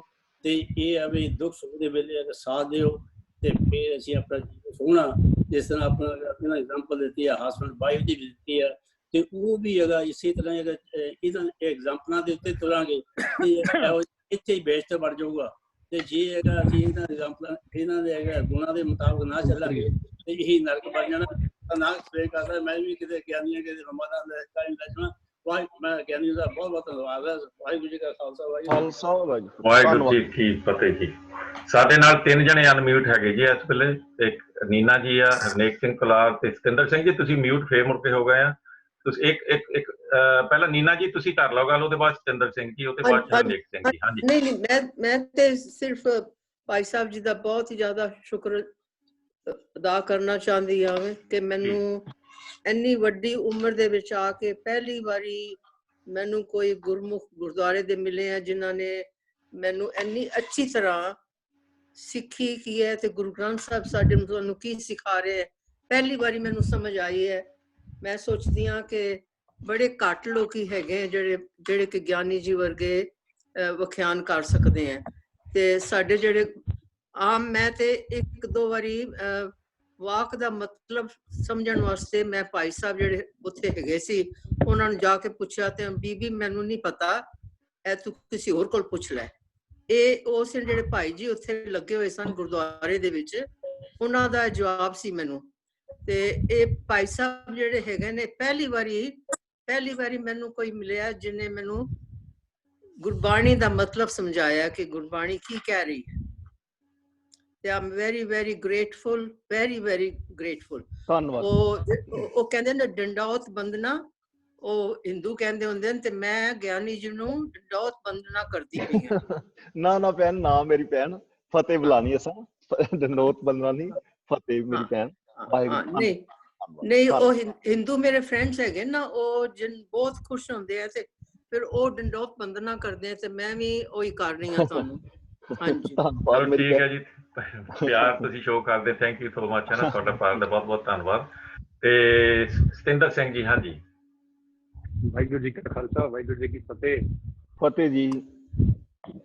ਭਾਈ ਸਾਹਿਬ ਜੀ ਬਹੁਤ ਕਲੀਅਰ, ਬਹੁਤ ਈਜ਼ੀ ਤਰ੍ਹਾਂ ਸਮਝਿਆ ਤਾਂ ਬਿਲਕੁਲ ਬਹੁਤ ਜ਼ਿਆਦਾ ਸੀ। ਔਰ ਵਾਕਈ ਗੁਰਬਾਣੀ ਜਿਹੜੀ ਹੈ ਇੰਨੀ ਸਿੰਪਲ ਹੈ, ਇੰਨੀ ਸਟ੍ਰੇਟ ਹੈ ਕਿ ਉਹਦੇ ਚ ਕੋਈ ਹੇਰ ਫੇਰ ਨਹੀਂ, ਕੋਈ ਦੂਜਾ ਸੋਚਣ ਦਾ ਗੱਲ ਨਹੀਂ। ਅੱਜ ਦਾ ਜਿਹੜੀ ਪੌੜੀ ਸਾਨੂੰ ਦੱਸ ਰਹੀ ਹੈ, ਹਾਂਜੀ, ਅਸੀਂ ਆਪਣੀ ਸੋਚ ਠੀਕ ਕਰ ਲਾਂਗੇ, ਸਾਡੀ ਆਦਤ ਠੀਕ ਹੋ ਜਾਏਗੀ। ਬਿਲਕੁਲ ਸਾਡੀ ਆਦਤ ਠੀਕ ਹੋ ਜਾਏਗੀ, ਸਾਡੇ ਐਕਸ਼ਨ ਆਪੇ ਠੀਕ ਹੋ ਜਾਣਗੇ, ਸਾਡੇ ਕਰਮ ਆਪੇ ਠੀਕ ਹੋ ਜਾਣਗੇ। ਬਿਲਕੁਲ ਤੇ ਨਾ ਸਾਨੂੰ ਪੁੱਛਣ ਦੀ ਲੋੜ ਹੈ, ਨਾ ਕਿਸੇ ਨੂੰ ਕਰਨ ਦੀ ਲੋੜ ਹੈ। ਜਿਸ ਤਰ੍ਹਾਂ ਕੀਤਾ ਨਾ, ਜੇ ਸਾਹਿਬ ਨਾਲ ਨਾ ਹਾਰੀਏ ਤੇਵੇ ਹਾ ਪਾਸਾ ਢਾਲੀਏ। ਬਿਲਕੁਲ।